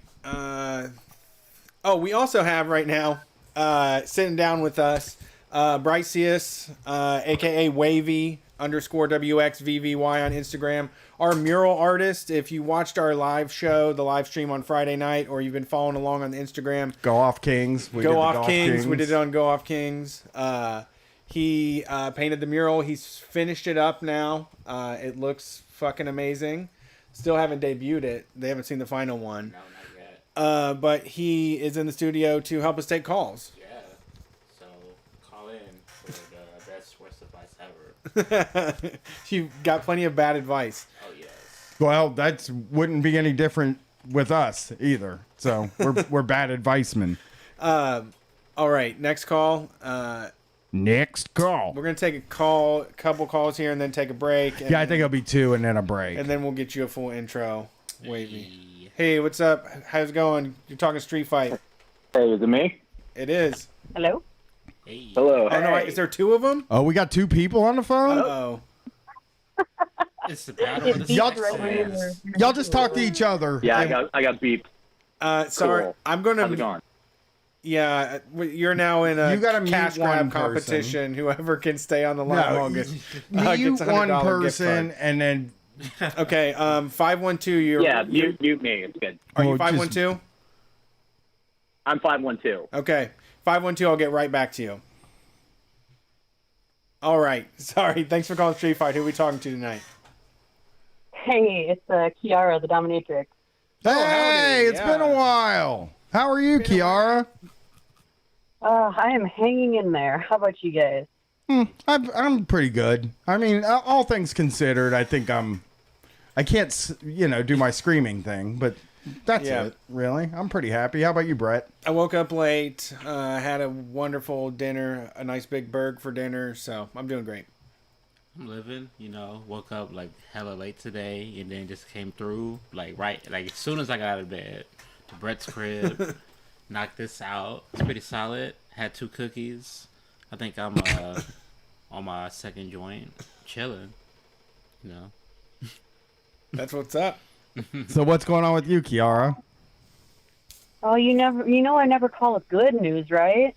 Yeah, you don't have to. I mean, nobody really does on this show. So, have you guys been following the thing with OnlyFans and Bella Thorne? Okay, so I know that something happened, but I don't know what it was. So please explain it. I know it was like a pricing thing, right? Yeah, so OnlyFans, if anyone doesn't know, is basically Facebook, but you can charge people to follow you. So Bella Thorne, celebrity bitch, made an OnlyFans, which was created by sex workers, funded on the back of sex workers. She made an OnlyFans a couple weeks ago, not a sex worker, but in the first week she made over $2 million. Whoa. Yeah. She then sent out a message to all of her followers saying, if you pay me $200, then I will send you a nude picture. Okay. I would do that too, though. 200? 2,000. Yeah. I thought it was it's 200? Yeah. I'd still do that. 200, yeah. Oh, well, I'll just send it. But the picture wasn't a nude picture. It was a scam. What was the picture? So Do it we was know? just like her in lingerie or something. Holy shit. Did they Yeah. did they like So then they had to go to the refund policy on that one? Something like that. Ooh. They have a no refund policy as far as I know. But what they did was they changed their policies just in general so that nobody is allowed to charge more than $50 for a picture. So Oh, weird. Like her one stupid scam bullshit picture thing has fucked over every sex worker on that platform by lowering our income potential. She's a YouTube. She's one of the YouTube stars. My daughter's been following Bella Thorne for a long time. Not on OnlyFans, but I'm trying to think of what where I heard the name. She's just an internet Yeah, I'm girl. pretty sure she's YouTube and me before that, I heard. Okay. She's one of us? Disney? What was she on Disney? Oh, she was on Disney? What? That's what one of my friends said. Oh, Shake It Up. She was Shake It Up? Bella Thorne is Shake It Up?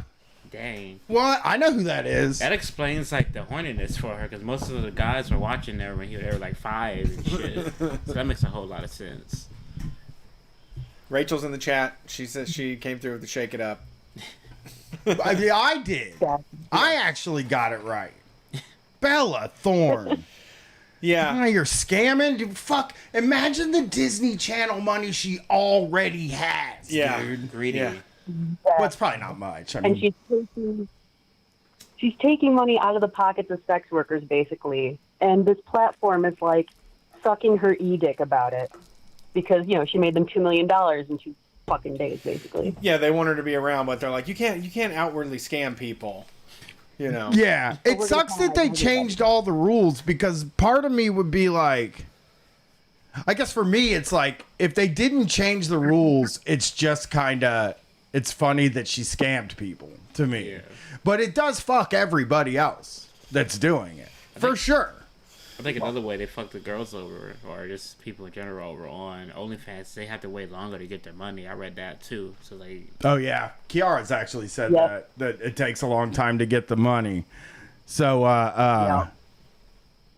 yeah, I'm looking at her Twitter now to see her She hasn't tweeted since. Wait a minute. I don't know the date, so it's very hard. She hasn't tweeted since yesterday. So she's saying now that she's going to be meeting with OnlyFans to get the restriction taken away. And it seems like was there never? Can I ask? Was there no? What's the word? I'm sorry. Was there no restriction before this, or was there a sort of maximum before this? If there was a maximum before this, it was pretty high, like $500 to $1,000, something like that. I mean, you should still be able to charge that too. Yeah, that's nothing for some people. What? That's nothing for some people. Right. Yeah. They send it. Yeah, I mean, and OnlyFans is 20%. So, like, wouldn't they want us to charge more? Exactly. Yeah. I mean, get that. Yeah, that is wild. It kind of sounds like it's kind of like an eBay system where they are kind of figuring out how they want you to do your business, and they're thinking of you doing more like small, like getting less per picture and doing more pictures, more content per day, probably. They want you to do instead of having a fucking $500 picture, they want you to do $10, $50 pictures. Right. But now there's this other platform, AVN Stars. And the number one girl on AVN Stars is named Violet Dahl. She does online domination only. And she's number one on this platform that is full of regular porn stars, other doms, people just selling nudes, their foot pics, etc. So she's like basically a celebrity in the online sex worker community. Okay. But she's kind of becoming this weird small business tyrant and like using the bootstrap logic to justify her success, ignoring the fact that a lot of people get into this because of disabilities or extenuating circumstances which prevent them from getting a regular job. But she's railing against sex workers who are using OnlyFans exclusively, saying that basically they're lazy for not diversifying sooner. Oh, fuck. They did. Yeah, because it's the same thing with Patreon. It's the same thing. Like that like if Patreon goes away and we lose our income and we have to scramble to figure out how we're gonna kind of pull the same thing off after that. But early in the days of Patreon, there was a lot of people that like treated it like you were lazy or begging or lazy because you're asking for money for your work. And the implication in that is that like you have to do some mainstream shit in order to you have to get signed by a mainstream company in order to be able to work and make money as an artist or sex worker. I fucking hate that. I hate that like philosophy because that's why entertainment sucks or did suck for a very long time and is just now kind of getting out of it, you know? Yeah, and she tweeted saying, she deleted the tweet, but she said basically that she worked her ass off for 18 years and everyone's just jealous of her success, and if she can fight through her undiagnosed conditions and 60 grand in medical bills and then pay off her fake tits and live her rich white bitch life, then everybody else should be able to too, and they don't have to rely on OnlyFans. Yeah. Yeah. Can I, do you know anything about Just for Fans? Do you know that one? I know of it. I'm not on it, and I don't think I'm close friends with anyone who is. Okay, I just didn't know. I've seen it linked by some people, and I didn't know if you had an opinion on it or not yet. No, I think that's where I'm heading to next, or Loyal Fans, or whatever. There's so many now. Yeah, it's definitely an industry. Mhm. But yeah, like I'm around 150 on AVN Stars, like between 150 and 200 overall. Damn. Nice.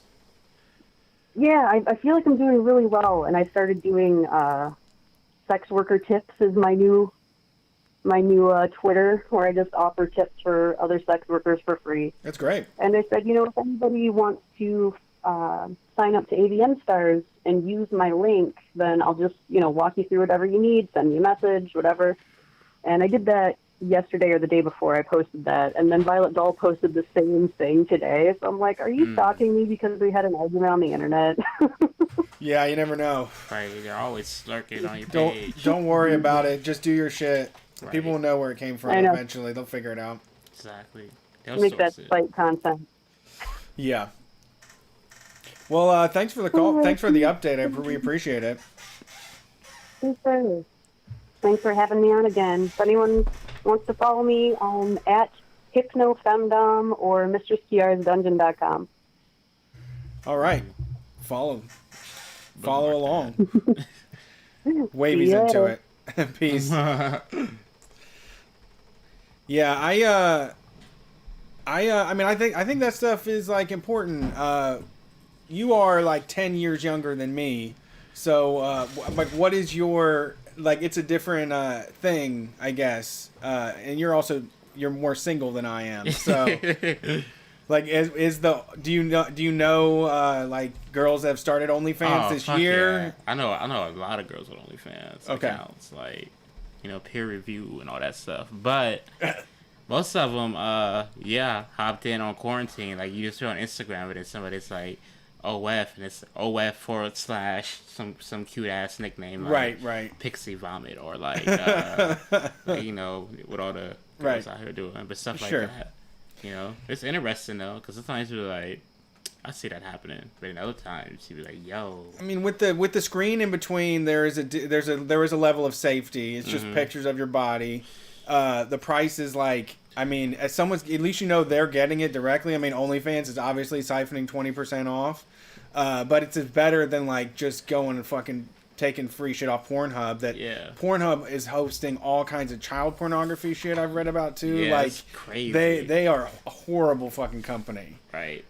So yeah, I mean, I think it's a very interesting revelation, and it is going to be a new arena for you know, making money. Real talk, we think about it, pay it. It kind of makes sense, because it's kind of like you can find exactly what you want, and it's right. And it's like if you kind of got a little bit of money, it's like, well, also $2 to see some right, $2 to see some titties. Like, if you got $150, like you walk into like a mall or something, and it's like a booth that says titties $2, right? Yeah, it's a good deal. That's a good deal. You might just be like, all right, I'll put $2 in. Yeah, see some titties. So. Yep. It makes sense. It's a good deal. It's a great deal. And also it's like, it's also an arena where like someone can have that side of things, and then you keep that out of Instagram and Twitter. You don't do that on Maine. Yeah. You keep that on the OnlyFans site where you pay your $2 ticket for the ride. Man. All right, next one. Thanks for calling Street Fight. Who are we talking to tonight? Hey, this is John from Austin. What's up? What's up, John? How's it going? Hey, yo. It's going all right. I'm just hanging out in quarantine. I'm a sound guy, so I'm never gonna get my fucking job back. So are you a nice sound guy though? Are you a nice sound guy, or are you grumbly? I'm a really nice sound guy. I was actually, you know, the show in Austin that you guys did at the North Door. Yeah. That sound guy, that sound gal, taught me. I took a class from her. Oh, wow. She was nice. Yeah, I mean, the owners of the bar were terrible, but she was nice. I believe that. The door guy was a real dick, too. But, yeah. Well, I mean, here's the thing. A sound guy's never allowed to call another person a dick, because you do know your reputation, right? Wow. Okay. No, I mean, that is, I mean, sound guys. Oh, no, I know. It's a whole thing. But you know what? I'm sure sound guys think artists or performers are dicks and pains in the ass. It's like everybody's just trying to do the right thing, you know? Yeah, they can be. Yeah. Yeah. Who's the worst? Have you had any? Have you had any horrible performers come through? Just, you know. Any famous ones that suck? Nobody I'll name. Nobody that I'll name. That's professional. That's professionalism. I like it. Yeah, see? That's what I am. But no, I have, it's not a racist hippie, but it's very racist hippie adjacent. Okay. I have, a couple years ago, I started seeing an acupuncturist, and I started getting acupuncture, right? And I'm down. I like it. It's like you know, whatever. You just lay on the table and don't do anything for a while. And does it I'll hurt pay just for that? And I don't. Do kind of needles hurt? Spots, like, Never gonna do it. The needles hurt when they stick them like in your feet and shit. Oh, I don't want But to there's never spots where have it that. You don't want needles in your feet? Yeah. No. Well, When you leave, sometimes you need it. You know. When you Sometimes leave, is that's there more the pain? chakra you need to harmonize. okay. Do what? When you leave, is Yeah, the I'll take a pain needle in still the foot. there? No, not at all. It's just like a little pinch when it first goes in, and then it's just there. Brett, get acupuncture and if just you tell me move- what it's like.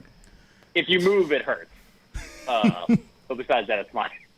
It's interesting. But, I've never known anybody that got it before, and I'm so afraid of needles that like it's Yeah. never gonna happen with me. And especially because I assume every one of them hurts like Probably into torture. like a porcupine picture. Yeah. Yeah, I don't even know if I believe in it, but I like it. If nothing else, it's an excuse for me to like lay on a table and not look at my phone for a while, and that's cool. Yeah, that's great.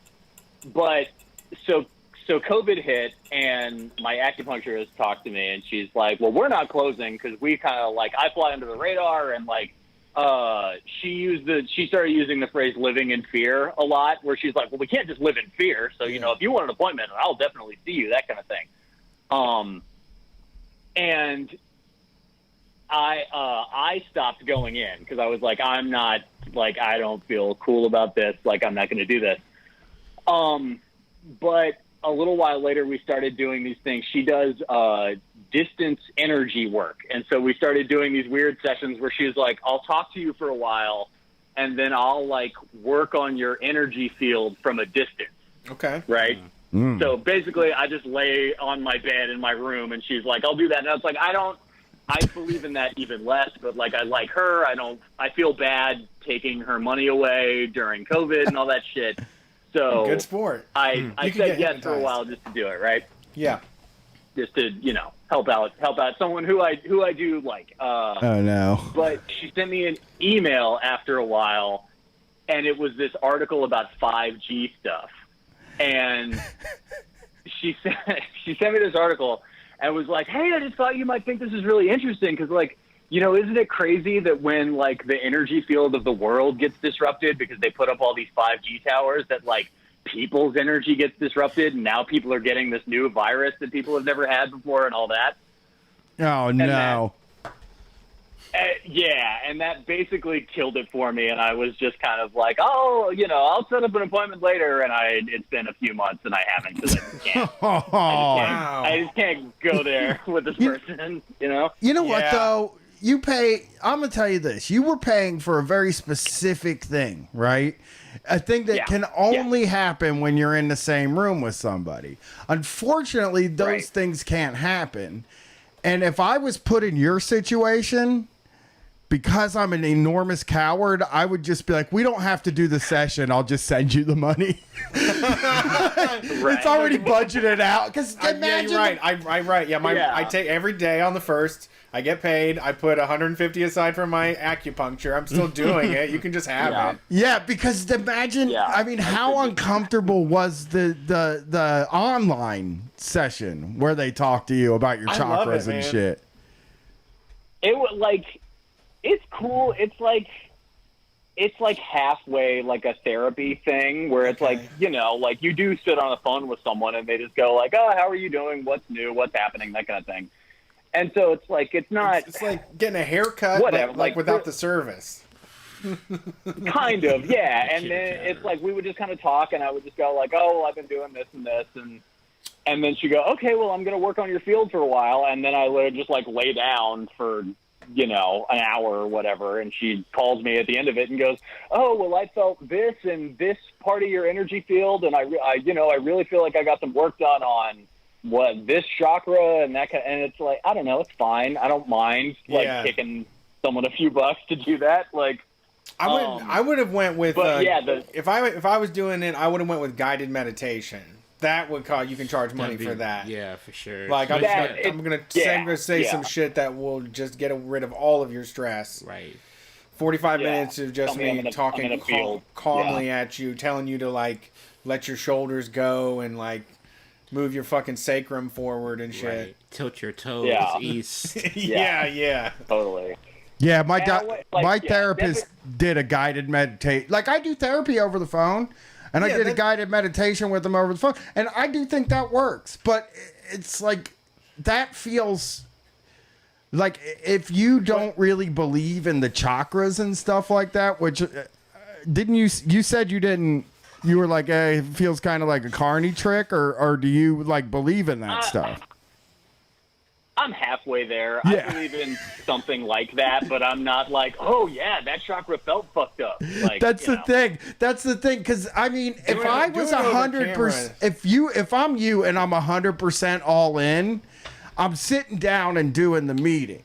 But if I'm even 70% in, I'm not doing the meeting. You know what I mean? I just can't. I can't picture it. You know. Yeah, I don't know, man. I do like this person. I've been seeing her for a couple of years. I felt bad taking my money and walking, you know. But the 5G stuff, I was like, I can't even start this conversation about this with you. Especially you're going to go in and try to get you're going to go in and try to get your energy adjusted, and then you're going to end up in a QAnon 5G conversation. Yep. You know what I mean? It's too close for comfort to like lizard people, pedophile shit. 5G is 100% a conservative issue.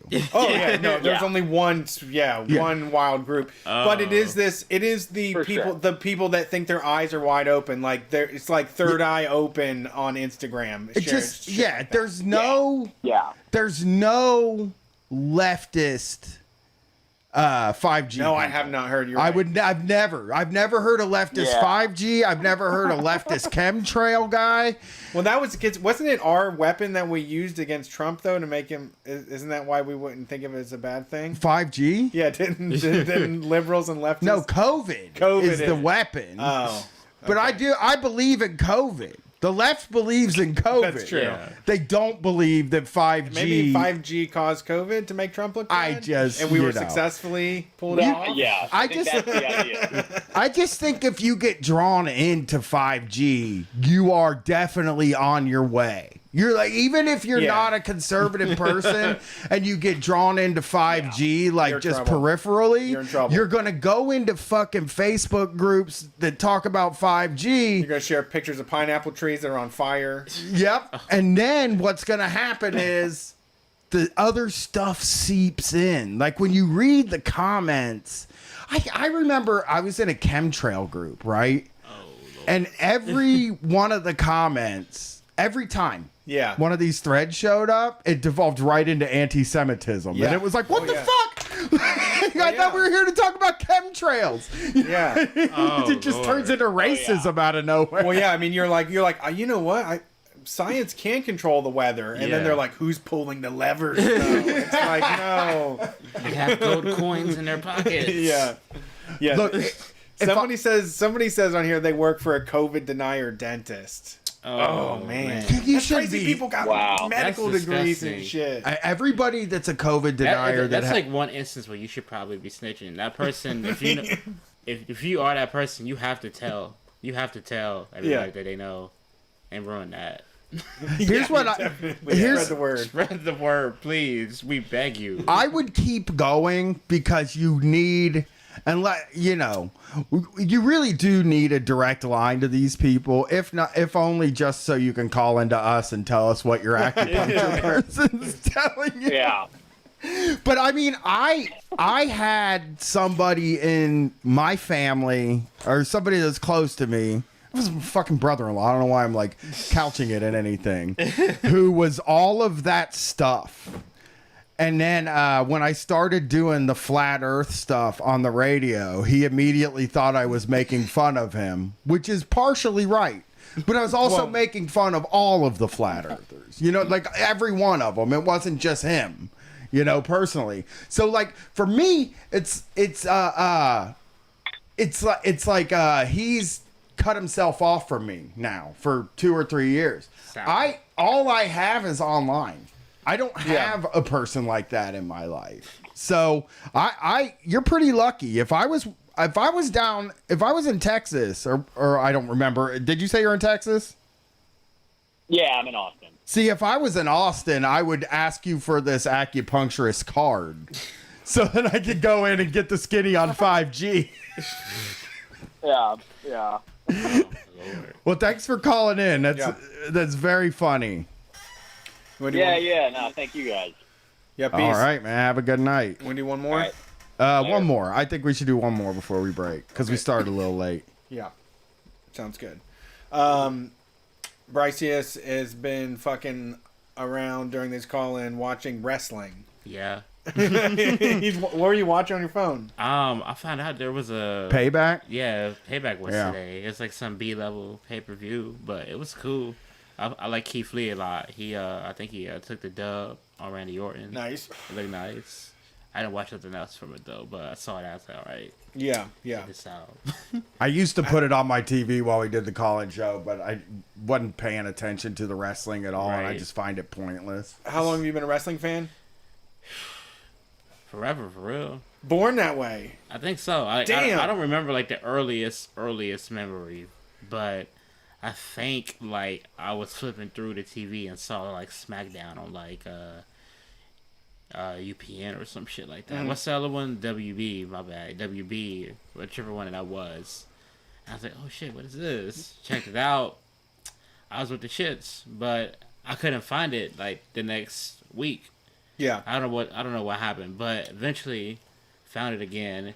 But this time it was the Monday show. So I was like, oh shit, this is 2 different shows. Right. I eventually found out, it's like a whole fucking company or whatever.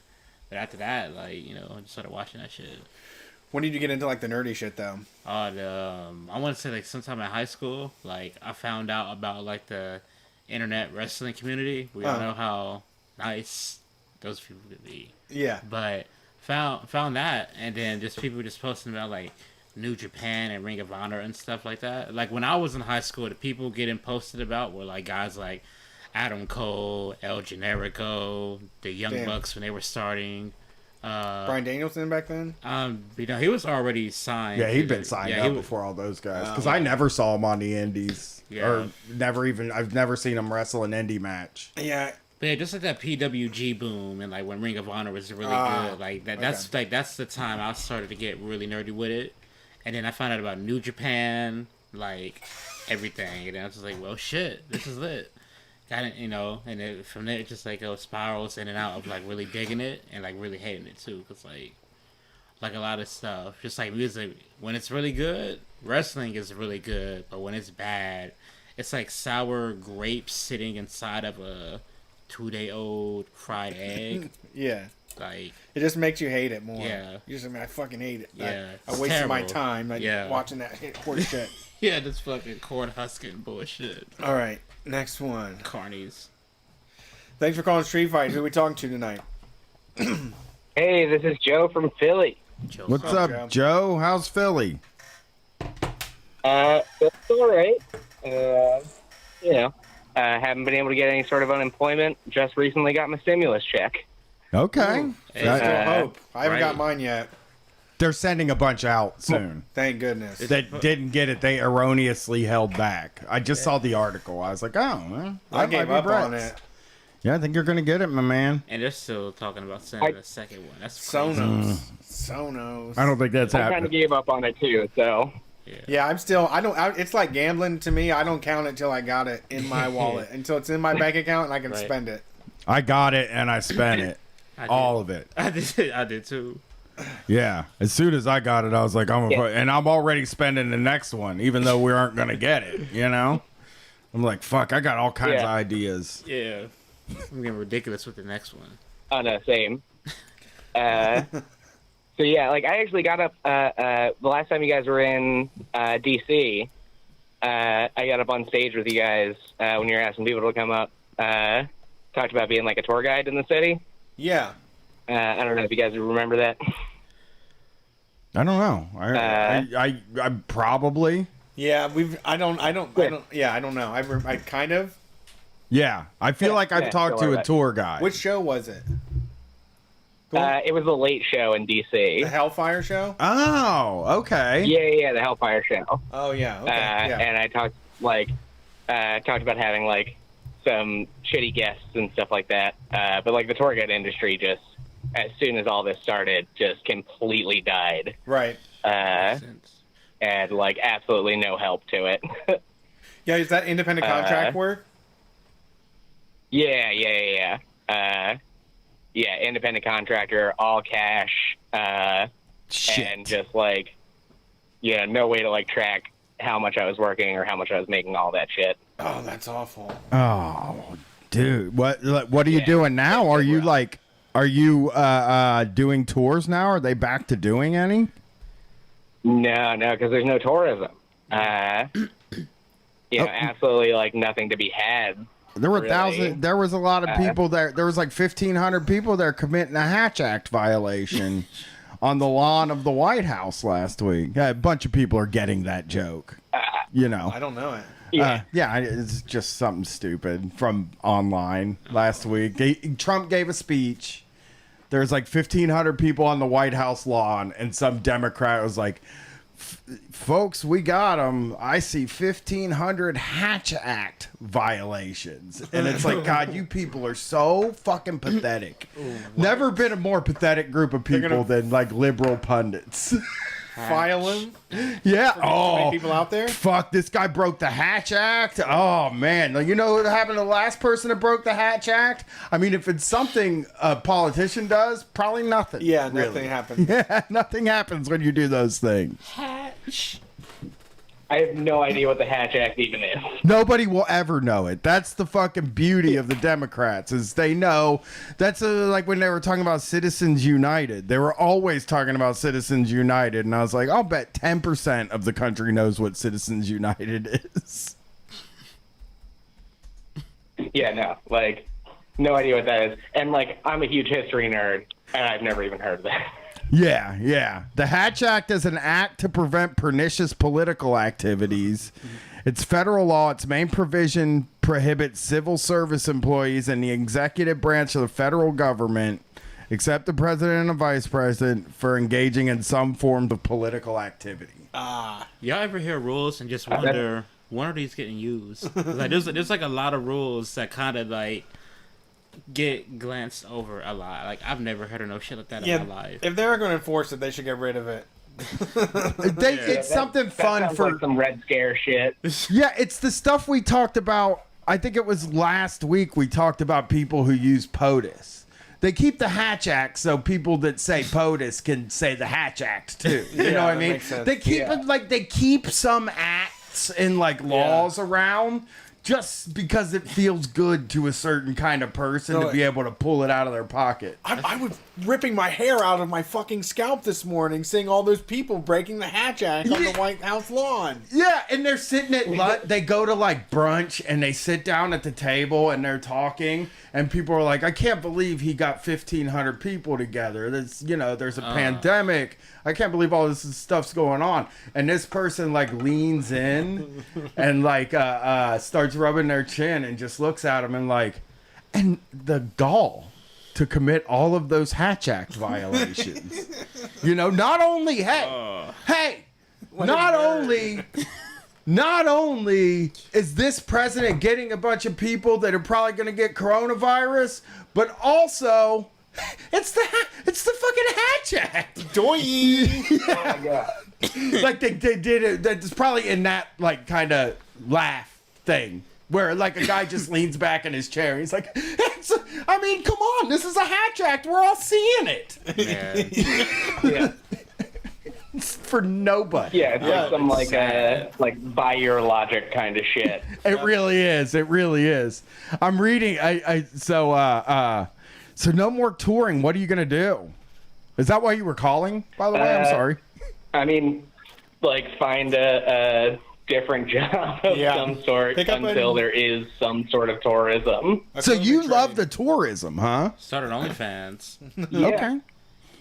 If you have like, I love. What was that? I said, if you have anything weird going on, man, just start an OnlyFans. Like, if you got a second toe, if like you got like a weird wart under your underarms, just like, highlight that. Charge people $15, to look at it, 20 to touch it, stuff like that. AVN Stars is where it's at. That's what we're not doing OnlyFans. It's AVN Stars. AVN Stars. Yeah. So what is What is it about this you like? Because I gotta tell you, it sounds like a fucking nightmare job to me. Tour guide. Oh no, I love it because doing it and like my main squeeze is talking about the founding of the country, and talking about like Independence Hall and the Liberty Bell and like Betsy Ross House and shit like that, and then I get to like kind of weave in like, oh yeah, all those guys that did that were slave owners. Have you ever been punched in the face? That seems like something you'd get punched in the face by like some veteran. Oh, I've gotten some people very mad at me when they realize what I'm doing. That is wild. My most proud review is a 1-star review from a guy that like walked off the tour because I had the audacity to talk against the 3/5 compromise. Okay. And like that I was saying that was like, ultimately a bad thing, counting all enslaved people as 3/5 of a person. That I thought that was bad and ultimately had really bad repercussions. Yeah. And they wanted like you should have they wanted some history, like some white man, Bill O'Reilly history. That's all they want. Version of it. It's like, no, they did the proper thing with their property at the time. The fact is that shit. The fact is that they don't want to learn anything on this tour. They want you to tell them all the things they already know, so they can be like, oh yeah, how they see it. Or like why they had to do all this. Justify. I read it. on Facebook that some bullshit or whatever. Did you get more? The amount of times I had people like complain that my independence, founding of the country tour was too political. Like I've gotten those reviews a lot. Yeah. Like it melts my brain. It's like with the founding of the country, it's inherently political. Well, they see that as a fable or like a story. Yeah. The founding of the country to them is like a story that happened to people that they're totally disconnected. It's basically Mary Had a Little Lamb. There's only one way to sing that shit. It's a myth. Yeah. It's funny. You should have responded to that guy that walked off the tour and been like, hey, man, it's not my fault you couldn't follow the tour. Like he walked off. But why'd you wander off for? So funny. Like he piped up during the tour and like kind of like yelled at me a little bit. But the funniest thing about it was that like I had something like 20 people in the tour, like him and his wife, and then 2 other people were from the United States. The rest of the people that were there were from Europe. And this guy's piping up like against that. And, like, I couldn't really say anything, like, too much back to him, but then he, like, walked off after that and then left, like, a review that was basically the same thing. And every single other person in the tour at some point, like, in between stops came up to me like, so what the fuck was up with that guy? Yeah, you got to see real America. Jeez. You got to see the, like, real uncut America when you saw that guy. Yeah, this is, our history. It gets people riled up. People will ruin a barbecue over it if you get the words wrong. And this is what suburban dad, you could have, like, made that a part of the tour. Like, and this is a suburban dad. Yeah. You know? Right. That's what they do. They'll just fucking walk right off a tour and not listen to anything because you didn't, like, properly talk about. I mean, what are you supposed to? I guess he was like, oh, why is he bringing up this civil rights crap? You know what I mean? Like, that's what made the guy mad. Yeah. You know? Yeah. Yeah. And it was like, what? Like, if he's wondering why I'm bringing that up, like, I was talking about it in front of the grave of the person who wrote the 3/5 compromise. Yeah. Like, perfectly valid thing to bring up. Relevant. A famous guy for that. I mean, that's the thing that makes people. That is one history fact that every American knows. You know what I mean? You don't think so? I don't know. I don't even know what it is. Oh, it was the 3/5 of a person. Oh, no, I know. Okay, I know. Slaves were I know considered. that. Yeah. I thought that was something that everybody kind of knew. It was like a nice little fact that people could throw around. Let me ask you something, Brett. You'd be surprised.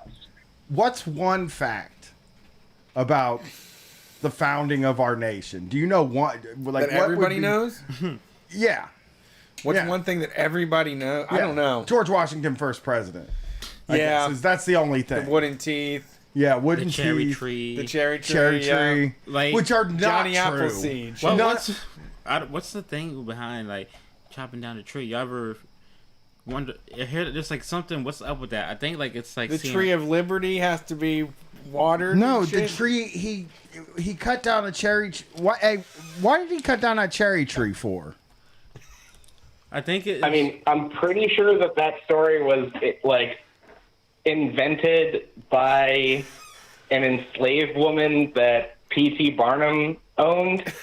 I could Okay. be wrong about that. Okay. Okay. But like That makes sense. P.T. Barnum like bought this very old enslaved woman, and like since she was just very old, like he just said, like told her to say that she was like 120 years old, Tight. and that she was George Washington's like, you know, she was like the like nanny for George Washington. Wow. And I'm pretty sure that that's the genesis of that story. What? Okay. Okay. The story is when he was 6 years old, he received a hatchet as a gift, and he damaged his dad's cherry tree. Ooh, you're gonna get whooped. When his father discovered what he had done, he became angry and confronted him. Okay. Oh, he lied. Did he lie about it? I don't. That, Like, it dude, cut I off. didn't axe It that left me tree, hanging. even though you just bought me an axe. You know, I tried to get it, but it's just like that. Like he was chopping down Here a. it goes. Young George bravely said, "I cannot tell a lie. I did cut it with my hatchet." Washington's father embraced him and rejoiced that his son's honesty was worth more than 1,000 trees. That sounds like the Bible to me. It's it's parables. That's the Bible, yeah. It's American parables. Yeah. That sounds so sad. I don't know about y'all. But when I hear that, I just get so depressed. Really? Why? I don't know. It's like it just bums me out. Something about it. I thought he was, I mean, it's better than getting whooped with an extension cord. That's what I thought was going to happen. Yeah, his dad just whipped his ass. He Kid's was like, allowed to kill your go- kid back then if they cut down your cherry That's tree. true. They cut switches and shit back then. Yeah, I mean, they fucking stab him with a knife back then. They didn't fucking care. You Yeah. know? George, I mean, that generation, though, that George Washington generation, they like just didn't have any respect for their parents. They were out there, they were cutting down their fucking cherry trees. Yeah. They weren't fucking brushing their teeth, so they had to get wooden teeth. Yeah. You know what I mean? Like, sick people back then. I mean, the whole wooden teeth thing too. That's also total bullshit. Ah! Yeah. Were they made out of gold? Yeah. No, they were Worse. made out of enslaved people's teeth that they just took. Oh, Jesus. I thought you were going to say horsehair It's terrible. at first. No, it's like they worse. just compressed horsehair. Yeah. Holy shit. You can see it. Why the fuck? Now I want to just become a teacher so I can tell every single student about this when they go. I want to go That's teach why it. I became a tour guide. Yeah, I want to teach that in the suburbs. I want to fucking become a high school teacher in the suburbs and tell that to my students and get beat up by one of their dads within like one day of it happening. That's what I love about being a tour guide. Is like I get all these like middle class, upper middle class folks coming on my tours. Like some of them are down, like how do some they- of them are not, how and do I they get to find like break their brains with like real ass history. How do they find And it? it's like the only place I get to talk about that. Where do they find you through? Like, is it? You don't have to say the name of the company. It's just how do they find you? It's like a web. Yeah. It was like through. I'll say the name of the company just because it's like, you know, I'm an independent contractor and was kind of screwed over by that, and maybe eventually I'll be able to do it again. But it was a company called Free Tours by Foot. You done this work? So it was like free to book the tour and then pay what you want at the end. Oh. And so then that led this space to this space where it was really hard for me to get fired because the company's not paying me. Yeah. And so are you supposed So, to like- cut them in for booking that? Do you pay for the booking or what? Yeah, I would pay them like $2.25 per person. Oh my God. And then it usually ended up that I was getting paid much more than I would if I was like an actual employee. But Yeah. then I can't imagine that though. I mean, I'm a corny tour person now, and I definitely drop 20s on the person when I'm fixing to be a corny tour person too. It's like the as best. soon as COVID ends, I'm going on a love cruise. it. I'm gonna fucking get on a dumbass cruise ship and do the conga line to hot. Oh yeah. The first thing I can do once I can travel is going on the price, like going to see the prices right and trying to get on. Great idea. You only live once. You got to do it. Right. It's gonna turn us all into cornballs. We're just gonna be so excited to get out of the house. It's like I'm off to Branson, honey. Yeah, Normcore. I said I'll go on a fucking cruise, especially after going to Pigeon Forge and driving by all the Carney stuff And it wanting was to do it so bad. God, we could have gone to the I wanted to Carney go. stuff. There was like the Smoky I Mountain absolutely pancakes, love man. Pigeon Forge. That place is so much fun. It is. It's such a Carney place, though. It's like everything there's a Yeah. rip off, and it's $45 per right. person. Well, we got to start. We got to hit the break. Yeah, let's hit the break. Thanks for calling in. Yeah. All right, y'all. Thank you guys so much for having me. You're Yeah, welcome. Have a appreciate good it. Yeah. evening. Oh yeah. Good So we're great gonna night. take a break. If you're in the queue, we will get to you. That's a guarantee from me, Brett P. This week the music this week is from Wavy. Somebody you know or enjoy locally, right? I asked you to hook somebody up with some listens, and this is Ron Phoenix. Yes. Could we maybe squeeze somebody else in too? Because I want to show at least one other person. We can only do one. We have to do one. We just hit play. That's cool. I'm glad I picked Ron though. I thought about somebody else just now too. We'll get him another time. Yeah. I can do it next week. Hell yeah, let's do it. Yeah. Hell yeah. So enjoy Ron Phoenix. We'll be back. If you're in the queue, we'll be here. We're Street Fight.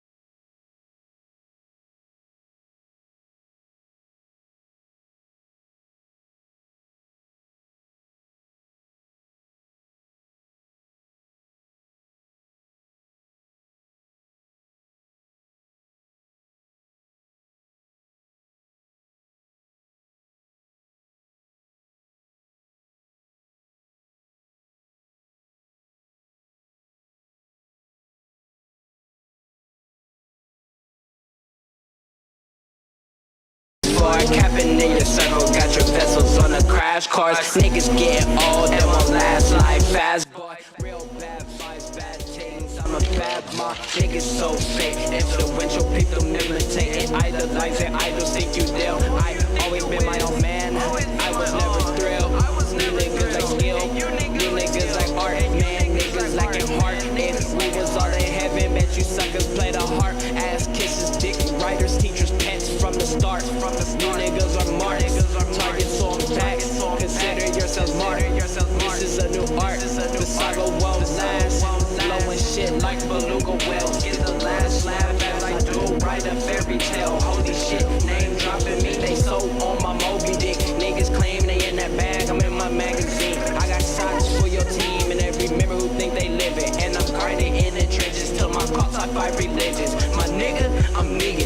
Niggas always talking, always yapping out they asshole. I ain't got an ear till it's on. Pressing fast forward, capping in your circle. Got your vessels on a crash course. Niggas get old, that won't last like fast boy. You wanna smoke some weed, and baby, let's get it bustin'. Niggas tryna vote for free, then send a discussion. When really whole time should be charging you niggas hundreds, thousands. The runs in it got me up in the mountains. Too much Twitter talking, just showing me who the clowns is. Can't fake kick it, I know who all of my rounds is. And we be so front, can't tell your ass where the ground is. We was outside, you inside like you was grounded. I ain't never had hoop dreams, all I wanted was cars and shit. Ferrari push start, don't need a key to fucking start this shit. Cameras when I park this shit, where do we niggas spark this shit? Going child, you see me and I be sparkling. Most these niggas big cat flexers and they be frauds. What's the odds of me coming through taking these niggas broads? Never folded and I never will put that shit on the gods. It's just me and my niggas, we walk around with them wads. Niggas always talking, always yapping out they asshole. I ain't got an ear till it's on. Pressing fast forward, capping in your circle. Got your vessels on a crash course. Niggas get old, that won't last like fast boy. Niggas always talking, always yapping out they asshole. I ain't got an ear till it's on. Pressing fast forward, capping in your circle. Got your vessels on a crash course. Niggas get old, that won't last like fast boy. You know, it's like flexing. Like, I mean, it's like another way of flexing. Like, it can be good or bad.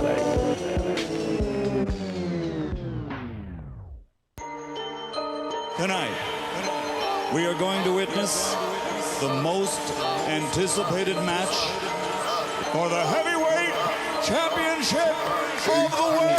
All of that talk on the internet. I seen your pics and I'm into that. I see you like twice a week. Just hoping that pussy ain't weak. Rollin' with gang, he do coke. Everything I do deep. Rollin' with gang, he do coke. Everything I do deep. We get the loot like a ray. I just got my XP up. We get the loot like a ray. I got my XP up.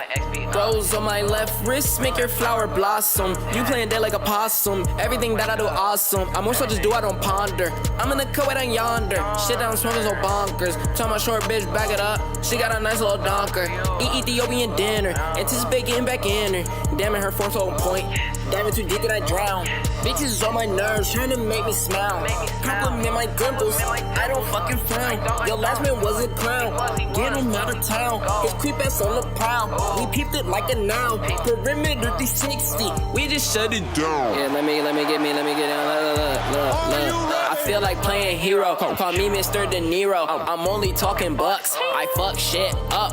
I don't believe in luck. I got my shit on tuck. That's work is on my balls. That's all I fucking got. My soul in hella plots. Let's see what karma cooking. I eat what's in the pot. A lot been on my plate. Metabolism fast. Appetite double. I eat fresh, not last.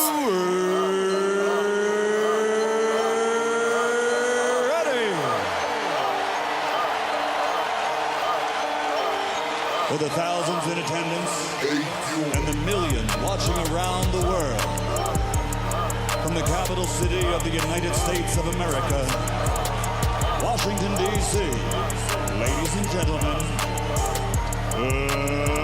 let's get ready to rumble!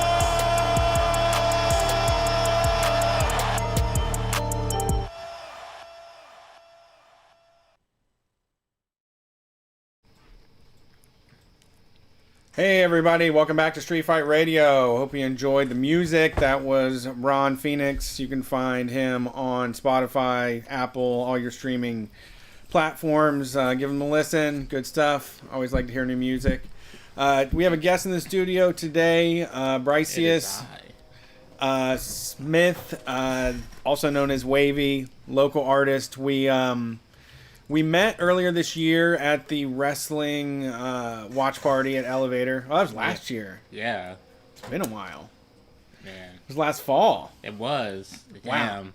Time sure does fly. Actually, I think we met before that because Bob introduced us to each other, and then we started. That's true. Doing the wrestling night. That's true. I went and saw your work up in the studio. I remember that now. Yeah.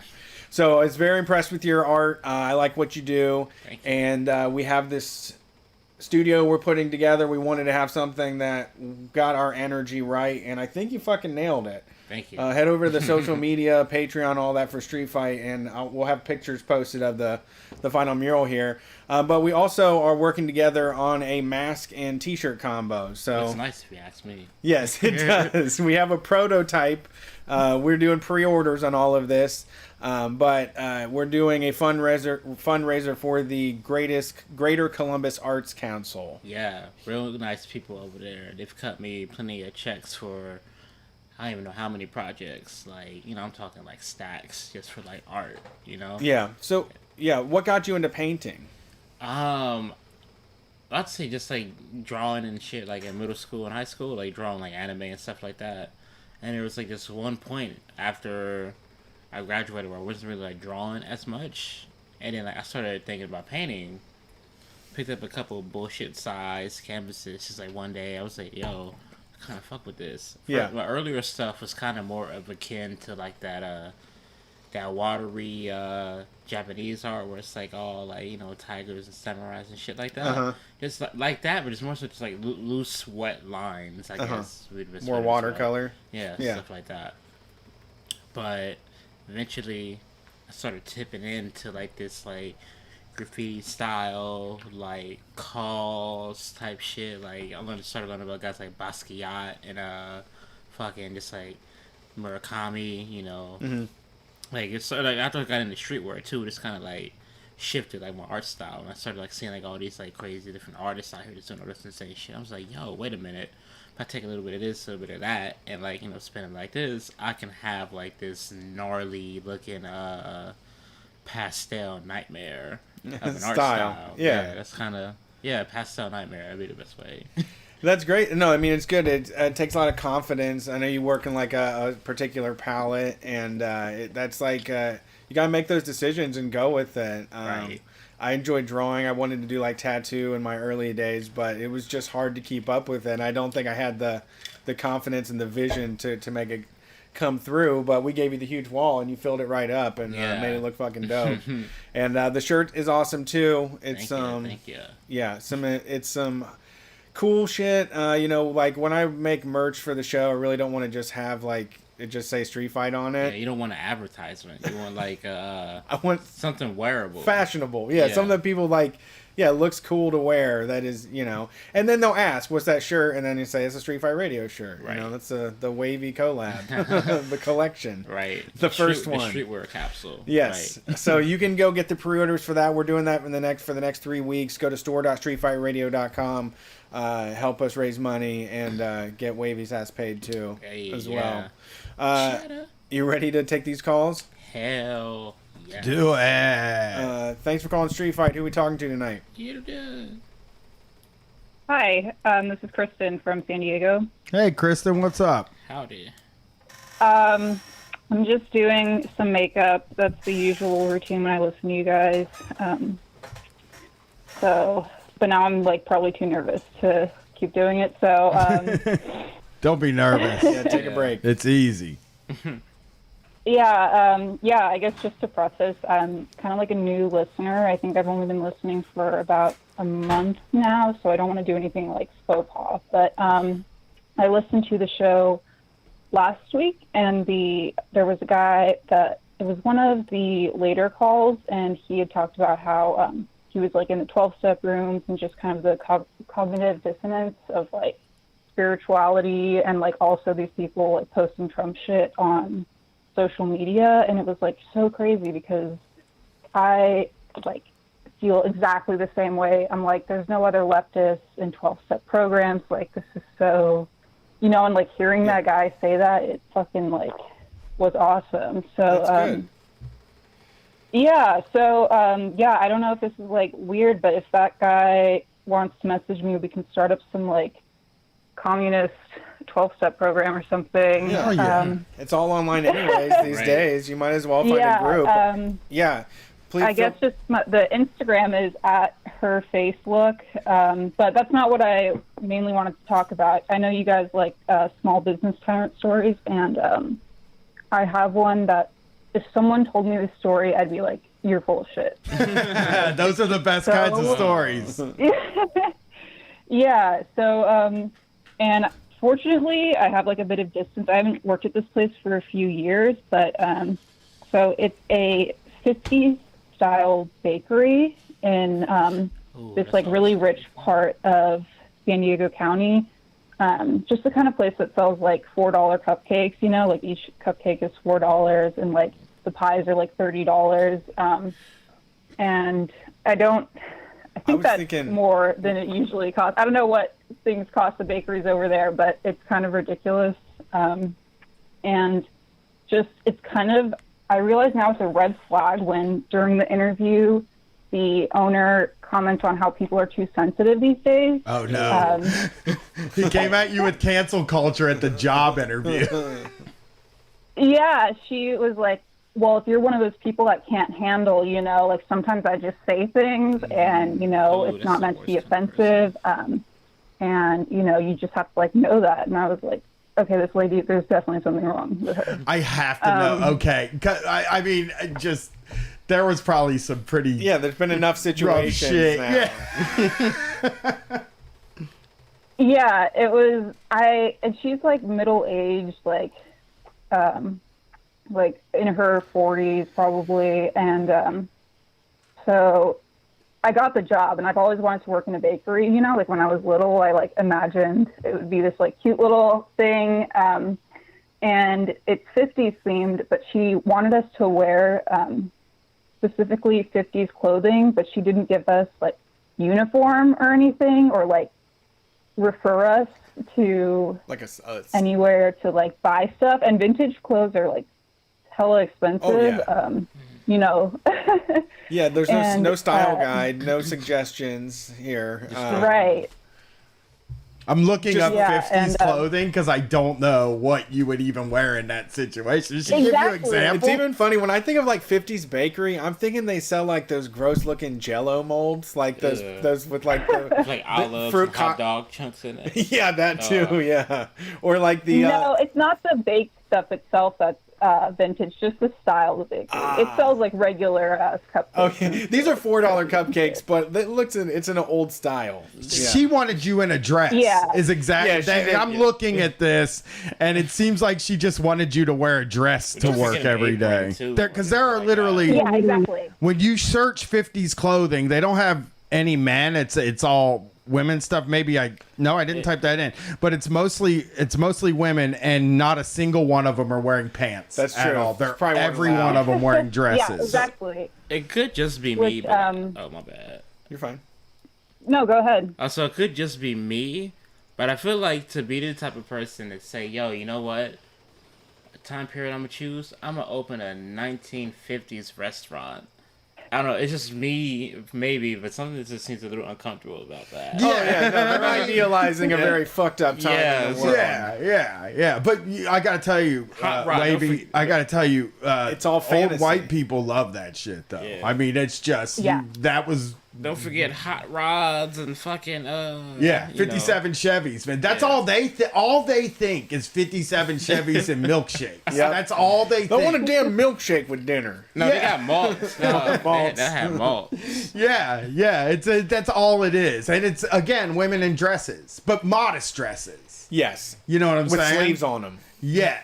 They didn't even have sleeves though. They didn't? These are the dresses are like those The puff poodle out. skirt with Yeah. the shirt. Ah, You know what I'm yes. saying? Pinup kind of style. Yeah, The pinup stuff. Oh, yeah, She's- that collar She's exactly thing. right. Yeah, it's like pinup stuff, man. Is what I'm seeing. So, did you make it past first? We got to ask. Did you make it past the dress code gauntlet here? Yeah. What did you pull something together? Or? Yes, actually. That kind of was my style, and I just kind of like bought more stuff that was kind of in that, just like that style, because she seemed to like it and she would like, approve of it. And, but this is the thing, it's like not just dresses. Like if I wore a 70s themed dress, she would be like, you cannot wear that here. This Whoa. is clearly not 50s. And that is, the whole thing here. You can't just, it will ruin the experience for people. Oh no! This isn't just like this isn't a vintage. You're not, if you're bakery. wearing your 60s dress. Oh my lord. Oh, And, this is a she nightmare wanted- job. No mods. No mods. Yeah, I'm feeling that anxiety I used to get before I went to work at any of my other jobs. Even hearing just those two things, You're in trouble as soon as you get to work. You're in trouble. Yeah, there's no way you're not Right. in trouble all the No, time. And it was a really cool job. The only problem was whenever she showed up or I had to talk to her or see her at all. Yep. Other than that, it was great. Yep. But, and she's just absolutely, the 50s music, she wanted us to play 50s music, but she didn't give us a playlist. So I'm like 18 at the time, and I'm just like, what is a 50s bakery music style? I'm Like 41. trying to go through Spotify, pick stuff, and I have no idea like what is appropriate. I'm like, is Buddy Holly? I'm like, no, wait, that's 60s. Wait, is it? And People can't really and tell the so- difference, though.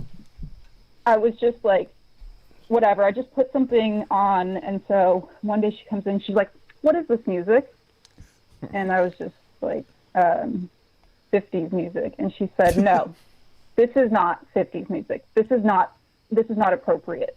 You cannot play that kind of music in here." Well, You have to play know Mac what it the was? Knife. It's Mac the Knife is 50s music. You know what I'm saying?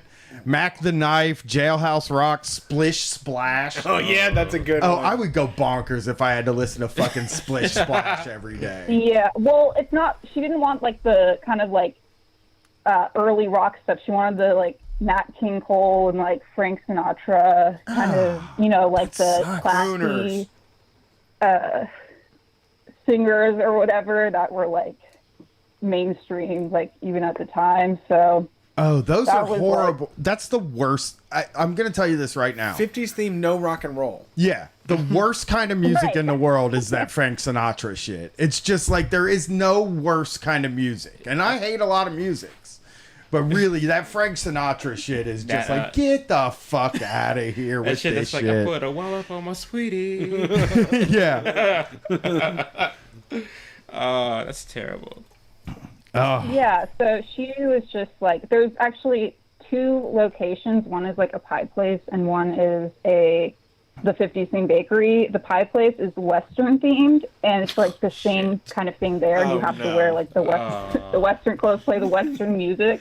No, this is, you're wearing double stitch Wrangler. They didn't have that when this restaurant is themed. You got you got the Walmart Wrangler. What are you doing? We need vintage, the real stuff. You need to have I mean, a good it Wrangler. does feel like this to me sounds like a rich lady that wants like a couple of doll houses and to dress people up and shit. It's really what it sounds like. It's like, It's if my daughter had like $1 million. yeah. It's like I'm having a fucking vibe. I what I do really is I just create vibes and then Right. stop in every once in a while and tell everybody they're not executing my vibe right. Right. That is a perfect like summarization of because she's a terrible business owner. I really think that this place is the perfect example of if your product is good enough, you can succeed, because she's a terrible business owner, a terrible like person in general, just everything, like so disorganized. And the only redeeming thing is like the baked stuff is actually good. Yeah, I mean, and it makes me mad because she doesn't like, I don't know. I'm not super butthurt, but sometimes I'm just like, oh, that's not really normal for like, you shouldn't let your boss like treat you like she treats her employees. We had, and that's there was constantly an ad on Craigslist where it said like bakery hiring because people would quit literally every couple of weeks. Oh my God. They couldn't handle her shit. That was the deli. I worked at a deli years ago when I got out of college, and he didn't take the ad off of Craigslist because he was just cycling fucking people in there and screaming. He was fucking evil. I like this guy. He was more of a like yell at everybody and call everybody stupid sort of guy, but like straight up stupid. I'm not saying that like, oh, I divined that he was calling me stupid by the way he gave me a performance review. He would say, "What are you, stupid?" Like, yeah, that's what she would do as well, actually. When there weren't like customers there, of course, because that's not very 50s vibe. That'll ruin the vibe. Yeah. If she yells at someone. Oh yeah, they had all the dysfunction behind the curtains in the 50s. That is true. That is true. It's just I'm picturing this. I'm picturing this person. It is just like it like really has just a really slim idea because there was jazz in the 50s too. You know what I mean? There was like all kinds of music in the 50s, and I make fun of it a lot. But some of that late 50s, I mean, look, I know the listeners are going to scream at me for this, but I like Elvis. I think Elvis fucking rocks. Ooh. Like, cut it out now. Everybody turned on Elvis, you know? Yep. Back 20 years, 30 years now. Yeah. Since Chuck D did it to him. Yeah, Chuck D got everybody to turn on Elvis, and now I'm not allowed to like Elvis anymore. The thing about it is I think that this kind of is a situation where it would be better if you could just pay this person to stay away from the business. Because it seems like they have an idea, and if you funneled in enough hip young people that were kind of already, you know, rockabilly or something and wanted to come in and do things, like you said, the cupcakes sell themselves. Seems like it's on autopilot, but why are you in there fucking it up for every... Just because you're not useful anymore. All you did was have the money to set this place up. You're not like... you don't need the business doesn't need you to run because she doesn't care about the money. All of the indications here is that this person cares nothing about the money. They want a place to go to that's a 50s style bakery. They want people that are trapped in a room with them that they get to boss around. Dude, I think the bar, you know when you would watch Bar Rescue and the bar owner would always be sitting at the bar drinking? Mm-hmm. That is just a guy that like wants to go to the bar, but he also wants to have authority over everybody in the bar. Yeah, he wants to control the vibe. Yeah, he wants to be in absolute control of the whole thing. I mean, but I don't know why they don't know that, like, basically when this boss comes into this place and starts yelling at them because it's the wrong 50s music or the wrong 50s clothes, they then kill the vibe. The vibe. I always felt when I worked at Lexi's, the deli down there, I always felt that like it was a dark energy place. When you were working in there, it was like just the whole thing was like dark energy. Nobody in those walls or out on that patio seemed happy. Maybe like a 5G tower just been installed. It could be 5G. but like nobody working there, including the owner, because he was a prick and he was always yelling at people, nobody was happy. Terrible. Because they were being treated like shit all the time. So this person was killing the vibe of the place because they expect you to not be human, right? Like, I'm sure she expected you to get yelled at and then just go back to being the cheery customer service person at the bakery, but that's like impossible to do.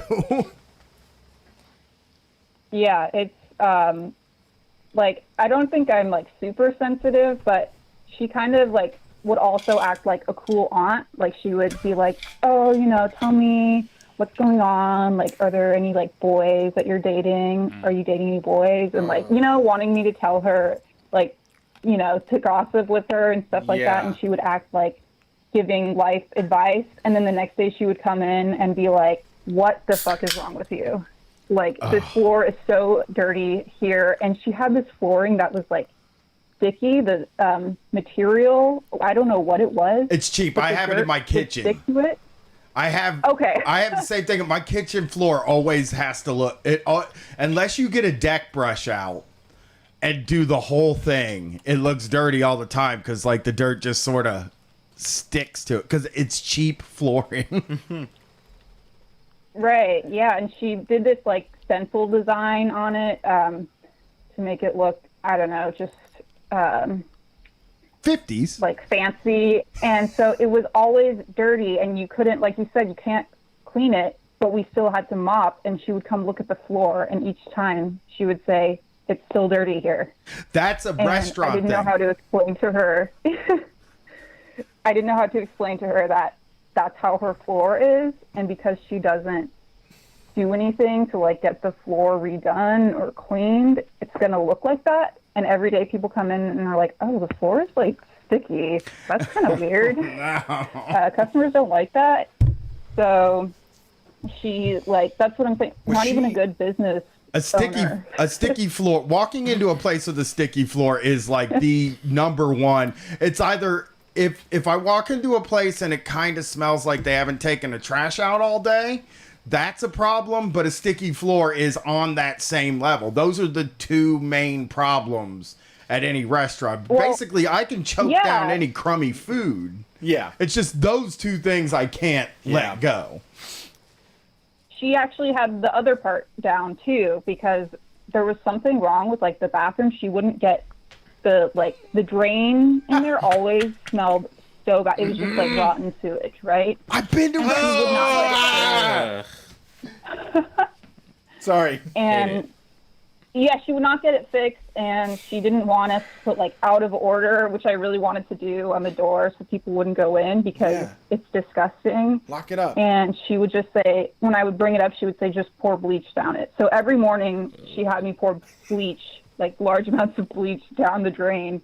And it wouldn't even help because bleach can't like clear up whatever. was in that. She thinks the bleach is gonna melt the smell. That's what she thinks. This sounds like my daughter playing Dollhouse again. Where like her solution is like, it's not fun to do maintenance on the house. Let's like redecorate the house. Let's like I don't want to. I don't if I fix that drain, you know how much it's gonna cost me thousands of dollars. It sucks that talented people are a lot that are like this sometimes. Like this is a talented person, a talented baker that is able to like pass on this knowledge.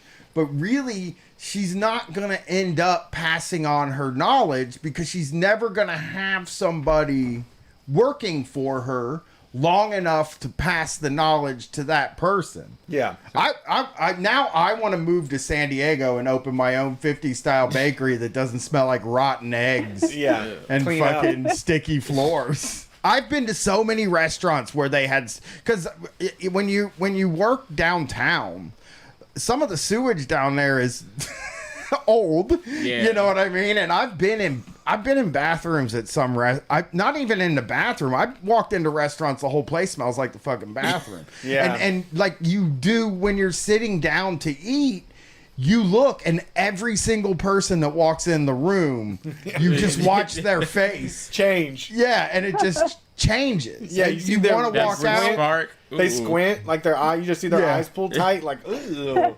And you want to walk out, but then they make sure there's always somebody there to make eye contact with you as soon as you walk in the door. And then you're like, well, I'm gonna start turning around and just walking out. Like they can't chase you down.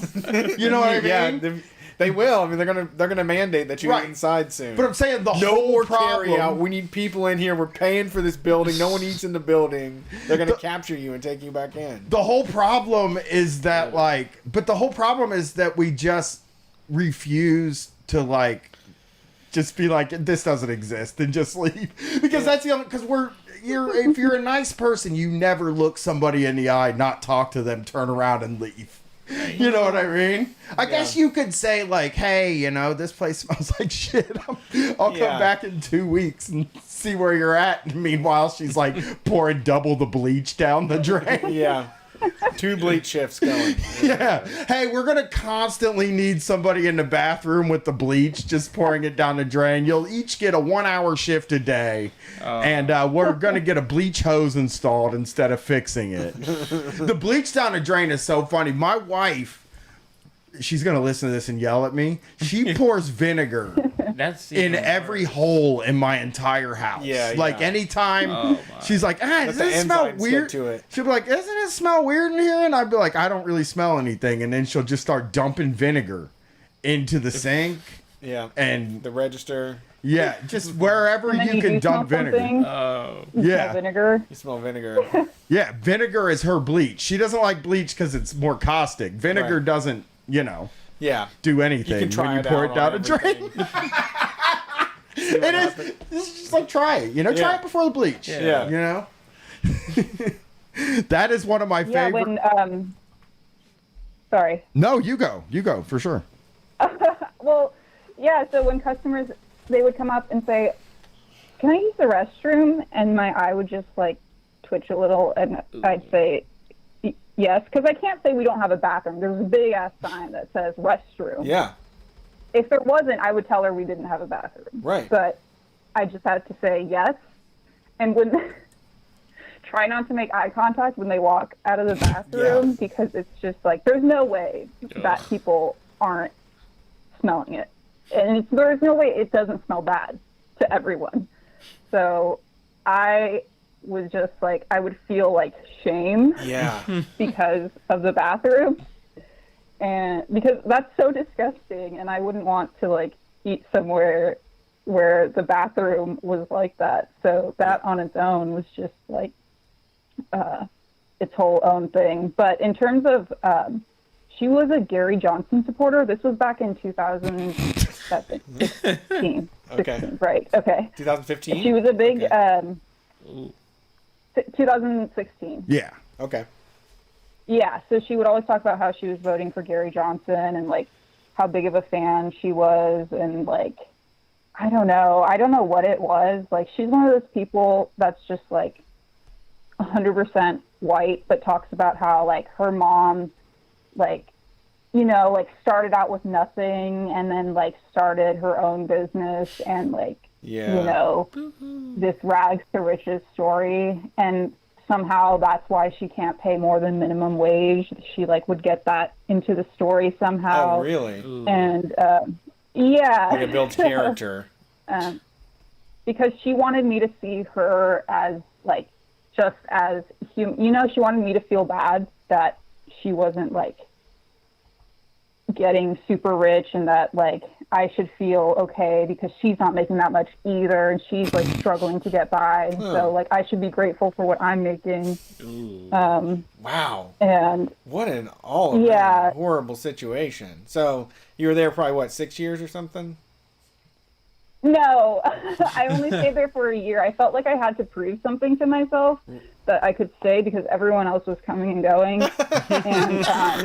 And about a year in, I was like, you know what? I think I've proved everything I need to. I need to get out of here for my own mental health. Yeah, you're because tough. She would like, you know, like I think Brian was saying, like, or the employer just calls you stupid. One time there was this note about an order like on the cash register, and there were a few different people working that day, and so it didn't say any name. And I'm like, all right, you know, this. If she wanted me to read this, if this was my job, she'd like put a note or something, or she would have mentioned it.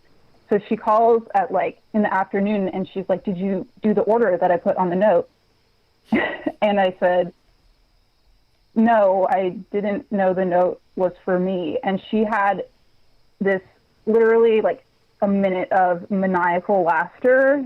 She's just like, and then she said, I made that note so that a 4-year-old would understand it. Do you understand that? Ooh. And and I said, yeah, well, I guess I misunderstood because the note wasn't addressed to anyone and no one had mentioned anything. about it. And Yeah, if you find a piece of paper Yeah. just laying around that has an order on it, should you make it? I don't know, like, she thought that we should all know exactly what's going on, even though she wouldn't come to, like, teach anyone anything. It was just to yell at people. And Yeah. she wanted, like, everyone to teach each other. And so it was just, like, it's completely ridiculous. And and there was the most ridiculous thing. She comes up to me one day and she says, "Have you been giving your friends and family a discount, using the friends and family discount on the register?" And I said, "Yes." And she said, "No, that's for my friends and family." Oh, shit! Oh, my God! I was just so in awe. You know, it's like, I've never I almost heard of didn't that. believe I'd that be that just aghast. happened. I have never in my life heard anything like that. Is to put the number on the register, Yeah, to to have put it it like on that. there, right in front of you, you know? Oh, that is as bad small business That is tyrant. unbelievable. That's Yeah, that ranking is up there. fucking wild. Yeah, that one's ranking up there for Yeah, us. that I is think really that was good. really good. Thanks for calling in. That was terrible. Yeah, have a good night. Thank you. Holy shit, that's funny. Holy shit. Lord. That's the craziest thing in the world. Made a Right. friends and family button. Yeah. Told the employee she should have. She never said you can't use this. She said figure it out, and it's Yeah. labeled the button in friends and family discount. I know. I don't. Why do you need the fucking button? Right. Just like tell them. Just give it to them. Right. If Yeah. it's your friends and family, or like. Yeah, you're right. You You handle own the it. place. Right. Just Yeah. say this is yours. You don't need a fucking discount. Yeah. Basically, the friends and family discount at this place is just for people the owner knows. That's true. It's not. You're right. It's not Yeah. for the employees, but there is Right. there is a friends and family discount at this diner. There Yes. 100% is, but it's for friends and family of the owner and nobody else. Now I imagine that like her own mother comes in and she's like, "All right, friends and family discount. That's only $2 for your cupcake." Right. And she's charging her mom Oh, 50% off. $2. You should be glad. Well, I got a Yeah. friends and family discount here. You know, 2 more to go. let's get them. Thanks for calling Street Fight. Who we talking Hey. to tonight? Howdy. Hello. You're talking to Lonnie. What's up, Lonnie, what's up? Lonnie. Hi, it's a fake name. I've called in with my real name before, but I'm going to talk about my current job. I got a real weird fucking incident that happened. Right on. Let's hear it. Let's hear that. Okay, so a few days ago, I'm power washing this house with my supervisor. Like the whole house. It's going to be a long ass day at work, no matter what. Like roof, walls, concrete, everything. So we're getting started. My supervisor's spraying bleach on the roof because that's what you do for a roof, basically. You just spray bleach on it. The story's got a happy ending, and it's not like nobody's hurt. But like, you guys are being real quiet. I'm like worried. No, you're fine. No, you're good. But You're everything's good. fine. Yeah. No, so this vehicle pulls up, and I was expecting my boss to show up at the job site at some point to like take pictures. But so I thought it was him, so I didn't really pay attention to it. But then another vehicle pulls up behind it, and a guy gets out of the vehicle and starts. I can see that he's yelling, but I can't hear a damn thing because there's 2 power wash units running. Okay. Like so, yeah. He started. So like that's when I start kind of paying attention. He gets in front of the vehicle, and it starts trying to like pull away, basically. And he just like got his hands like on the hood of the car, and it's like pushing him down the street. He's at trying to this push point, I back noticed against the- the guy that's driving a car at him. Yeah. There's a woman driving a car, and he got in front of it like she was trying to pull away. Like she damn near drove into our power wash unit, and there's a cat in there, and that's what this is apparently about. A little girl gets out of the truck, and the guy comes around to the driver's side door, the cat gets transferred to him. He hands the cat to the little girl. They both get in the second vehicle. They drive away. And the woman who had almost run over the man, she's just standing in the road, and she looks at my supervisor and me like we were supposed to have done something there. Like, I mean, you can't be getting involved with. I mean, I guess like for me, it's like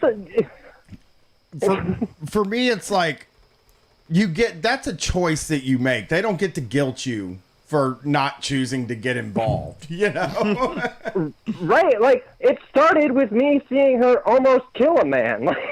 Right. Right. Yeah. Why would I intervene at all? And B, like, why would I like? I had no impression that that man or little girl had any harm intended towards that cat. And it's not like he like. And so, anyways, I thought it's done, right? She eventually, like, I found a reason to be on the other side of the house, like, just like I want to put a entire house between me and her. Yeah. So I just start rinsing the other side of the house, and she eventually drives away. And then later, my supervisor's cleaning another part of the roof, and I see her come back and take a picture of our work truck and drive away. And I'm like, oh, fuck. Okay. We're gonna. I'm just like, I just want to read this post. Like, what's she gonna write about it? And I should have known because I'm in like an affluent suburb that she went to the police. And so today I'm eating lunch, just sitting down to enjoy a fast food chicken sandwich. And I get a call from my boss asking me to call this police officer and basically relay like a less colorful version of the story I just told you. Are you gonna? Did you do it? Just, I mean, yeah, just because like I need to keep this job, and like the cops like hassling him, and like nobody's like he's only got this crazy lady's side of what happened. Yeah, that's why probably she's good. stealing a cat. Who was stealing the cat? She was driving away with this cat, and then I mean I don't know whose cat this is. But I don't think the guy, like, I don't know. The like, guy, yeah, the guy got in front of the vehicle to get the cat. Yeah, she grabs a cat. Yeah, right. like- She sees a cat and Yeah. she was like, "This is my cat now." And then the she's guy just driving jumped in with a loose cat. Yeah, you don't Yeah. just pick up a cat. You know what I mean? No, yeah, this. I mean, because I guess if you're in an affluent suburb, right? Those people are never told that they don't own everything. And it does feel like a lot of times when you're in those neighborhoods, they're like hyper vigilant. And they feel like they own every inch of the street. So I definitely can see some rich white lady driving down the street who jumps out of their car and tries to steal a cat. I can not steal it like on purpose, but as in like, why isn't anybody just watching like this cat? You know what I mean? Like, I'm gonna save this cat's life. It's like, Right. she probably saw what she was doing as like equivalent to when people bust a car door's windows out because they put a dog in a hot car. You know what I mean? She probably saw that as equivalent. Yeah, I was worried there was like a domestic thing and something more sinister was going to happen to the cat because I just like my head goes to bad places when I see weird things happening. Yeah.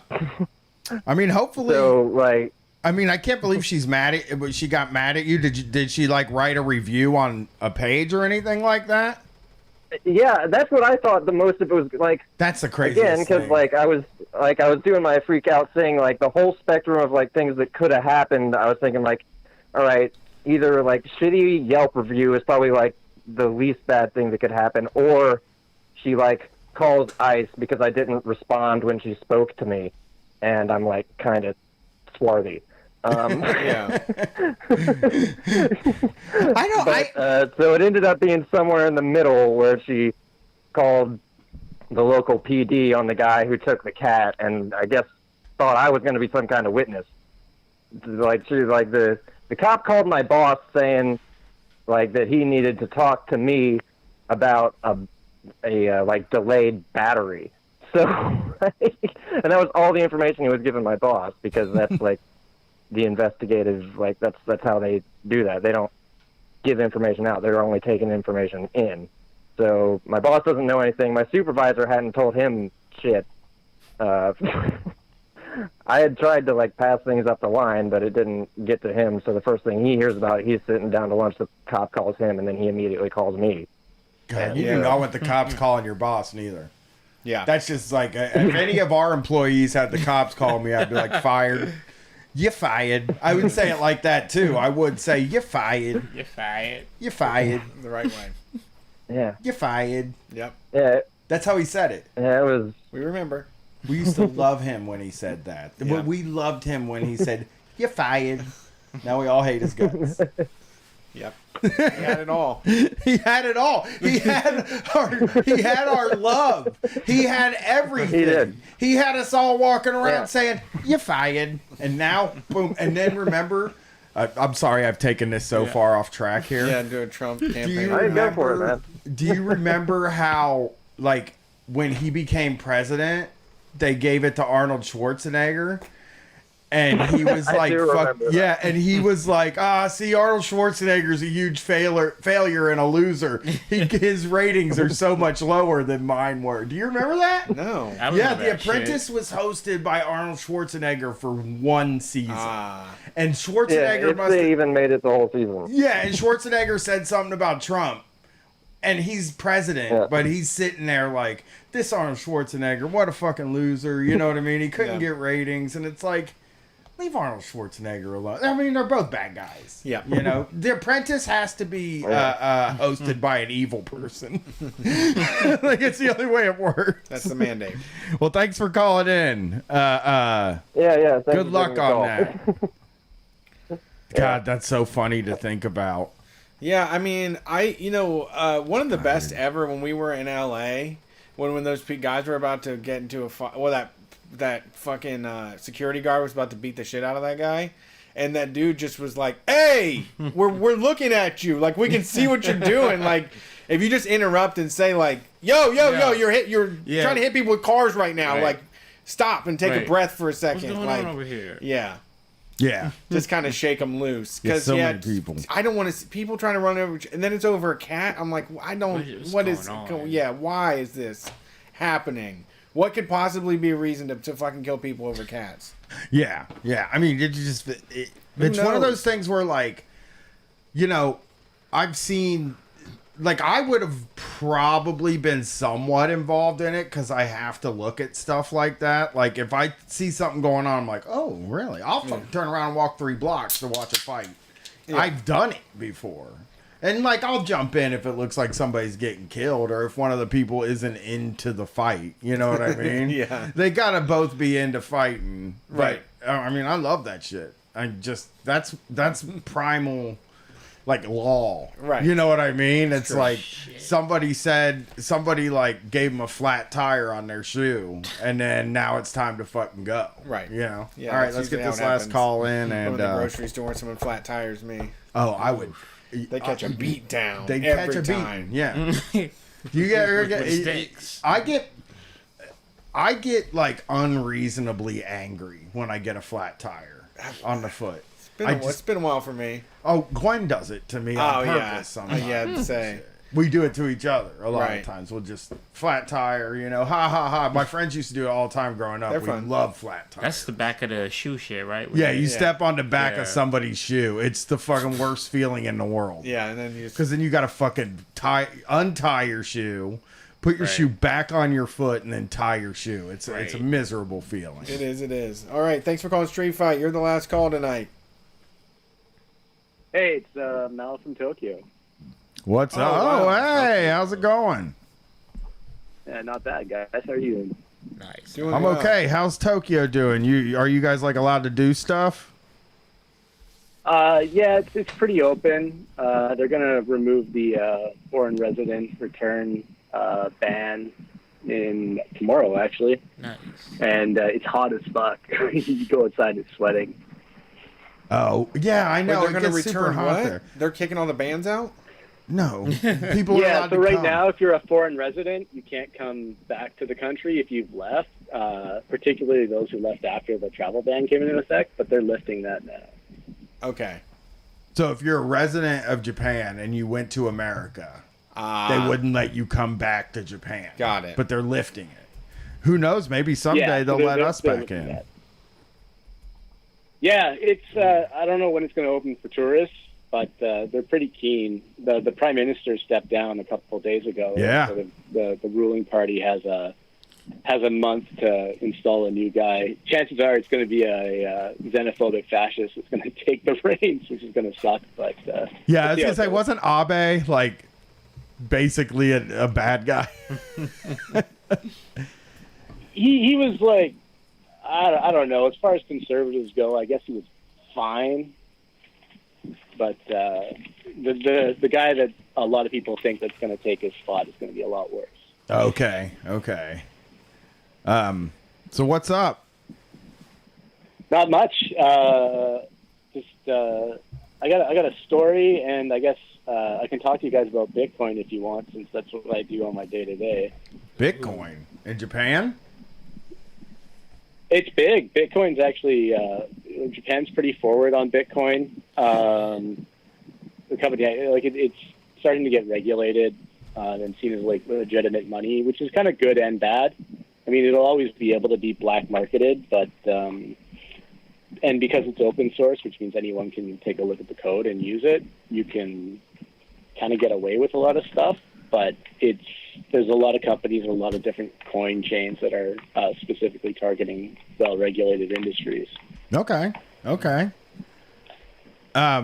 like, yeah, go ahead. No, you go. Sorry about that. Oh, yeah. So, like, I sent you guys a bunch of Bitcoin last week when you and Wavy were doing the mural, and that's really what Bitcoin for me is one of the best things, is sending cross borders. Because like, if I was going to send you guys money, otherwise, I'm definitely paying in USD, and I'm a Canadian as well, so I'm either paying in yen or Canadian dollars. You get hit with huge foreign exchange fees. Plus, like, the rate that you look up online, you don't get that. You're paying 2 or 3% more than that shit. So, like, if I was going to send you Canadian dollar dues, it would cost me like 40% more. Yeah. Oh wow. Canadian dollars to send you money. Crazy right now. Are Canadian dollars called dollary dues now? No, no. Dollarinos. Because if I take over, we're changing we it do to have the loony and the dollarinos. toonie, though. Oh yeah, I know. My dad was just like so in love with talking about the loony. Like, he's like, they got a friggin' loony there, and it's like, oh, we got one in the White House. So, and a Cheeto, a loony Cheeto. I'm really doing It was a weird. pro Biden episode tonight. Oh my.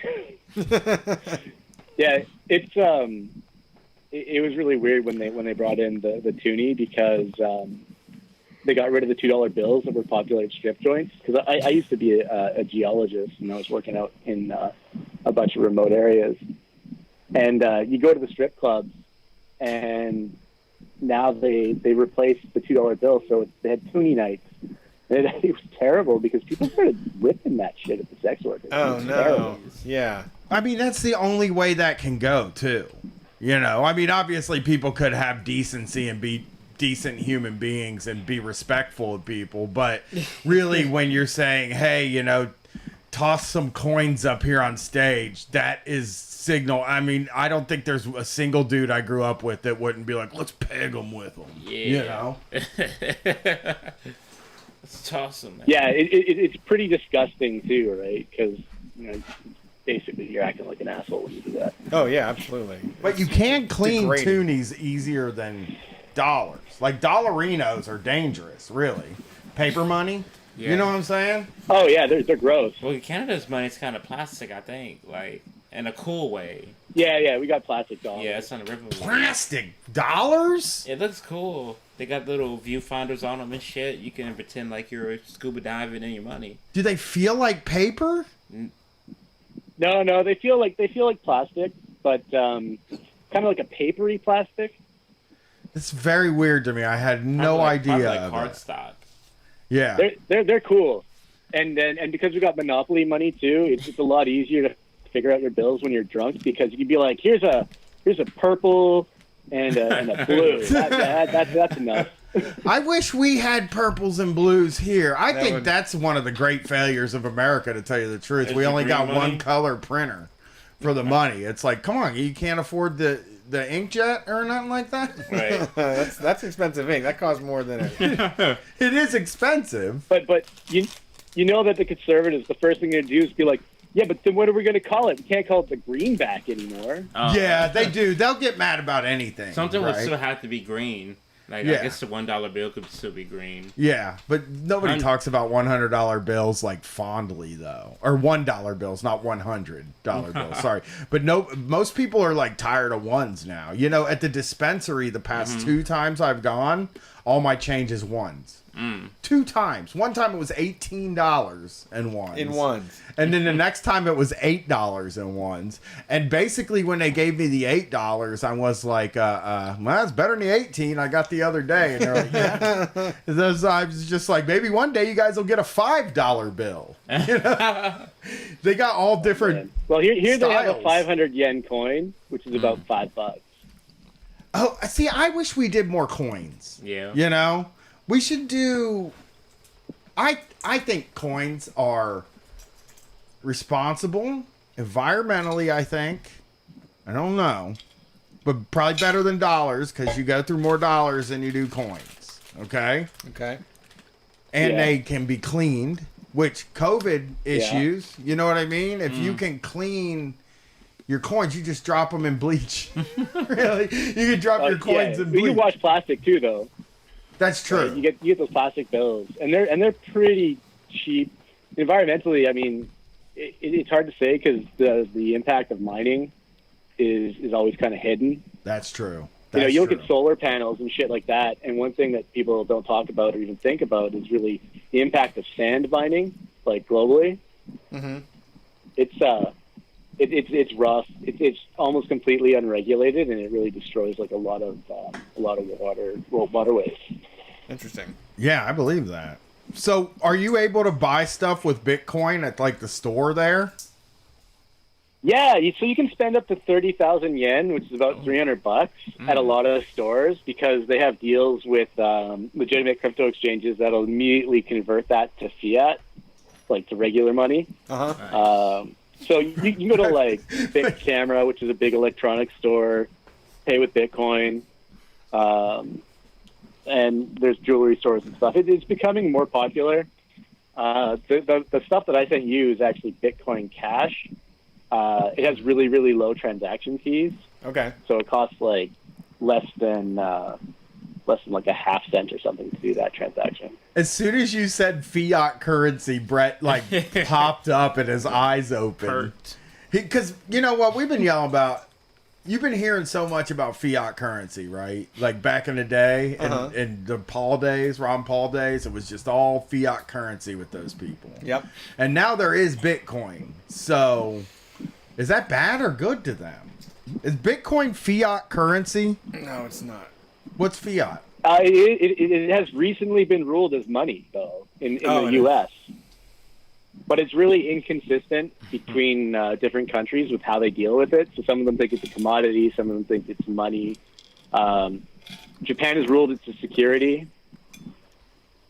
So like, wild. Like not a stock, but like more like a mutual fund, that kind of shit. It depends on what laws they want to put it under too, right? Yeah. Yeah. I guess Sorry it's if I'm kind of fucking dorking out on you. This is just my job to know. So. it's kind of better, I think, than what we have in a way because we're all on like credit cards being tracked and shit like that through our money. The fiat is government money. So that's like, we're stuck in the American money system and they have the most and they get to print it anytime they want it. Honestly, I've been sitting around waiting for the Amero for now 10, 20 I've heard it's 10, coming. 10 years. Back on the you fax know? machines, there was talk of that. So, I mean, Bitcoin's like a kind of a good thing, I guess. Well, it's bad for the environment. It's very bad for the environment. It would be better if we could figure out how to not have it, because like people have to like dunk their computers in water to mine for it. What? Like? Oh yeah. Well, they don't do that anymore. So the company I work for does the actual mining. so that's why I feel so bad about it. Okay. It's all air cooled. They're just data centers in countries with cheap power. So it's a totally exploitative industry run by a bunch of fucking libertarians. For sure. And like I agree in a lot of ways. It's nicer because like I can send money to you without knowing any bank account details, and you don't have to have like a Japanese bank account. I don't have to have an American bank account. I don't have to go through like an intermediary other than like the miners, which they just don't give a shit. Right. They're like they're cross jurisdiction, so you just don't have to care. Right. So it's easy for me to send you money in Bitcoin, and if you and your friends use it as like a way to change things or buy pizzas for each other and shit, it's pretty easy. You do have to watch out. I've been exposed to a lot of the internals of a bunch of fucking bullshit, law enforcement adjacent companies that are doing like clustering and stuff to identify people who are using Bitcoin. They have like people on the dark web doing like, they're getting Bitcoin addresses and payment addresses and going back to try to find out like, who's buying hookers, who's buying drugs, that kind of shit. Yeah. Oh, shit. They love Oh, dude, tracking some of the us. people you meet in those companies are just the worst too, because they just jack off on the police real fucking hard too. Yeah, I believe it. I mean, that's what they're computer police. Yeah. They're They're computer police. Well, thanks for calling in. You got anything to plug or anything?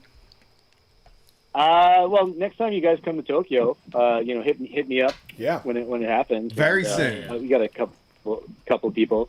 Very soon. I have started a podcast. It's I don't know. It's a bit boring because I guess me and my co-hosts are a bit serious, but it's called Left on Red. You can find this on SoundCloud, soundcloud.com/leftonred. Red as in the color. We only have a couple episodes out, but just news, politics, life in Japan, that kind of shit. Nice. All Well, right. check it out. Thanks for calling in. Yeah, appreciate it. All right, see you guys. Peace. Have a good one. And that is the call-in show. Thank you, Wavy, for being here with us. You want to follow along with the artwork? Is Instagram the best way to do that? Yes, 1000%. I am on Instagram a lot. Okay. Always posting, always looking, always showing love to other artists, all that good jazz. _WXVVY. And if you want to help us raise money for the Greater Columbus Arts Coalition Council. But they're doing right now, they actually have a relief fund for artists that are being affected by COVID. Yeah. So that's what that money will most likely go to. Yep. Head to store.streetfightradio.com. Put the money down on a pre-order. I need the pre-orders, it's like, I can't guarantee I'm going to get extra. I'm going to order extra, but I don't know if they're going to be there. And the more that orders we get up front, the less it costs to produce them. Right. And that money gets passed along to you and the Yes. people at the Arts Council. So, Yes. store.streetfightradio.com, long sleeve shirts, masks, t-shirts, and combo packs. We will see you on Wednesday. Peace. Pew. Oh my gosh, I got to shut this shit off.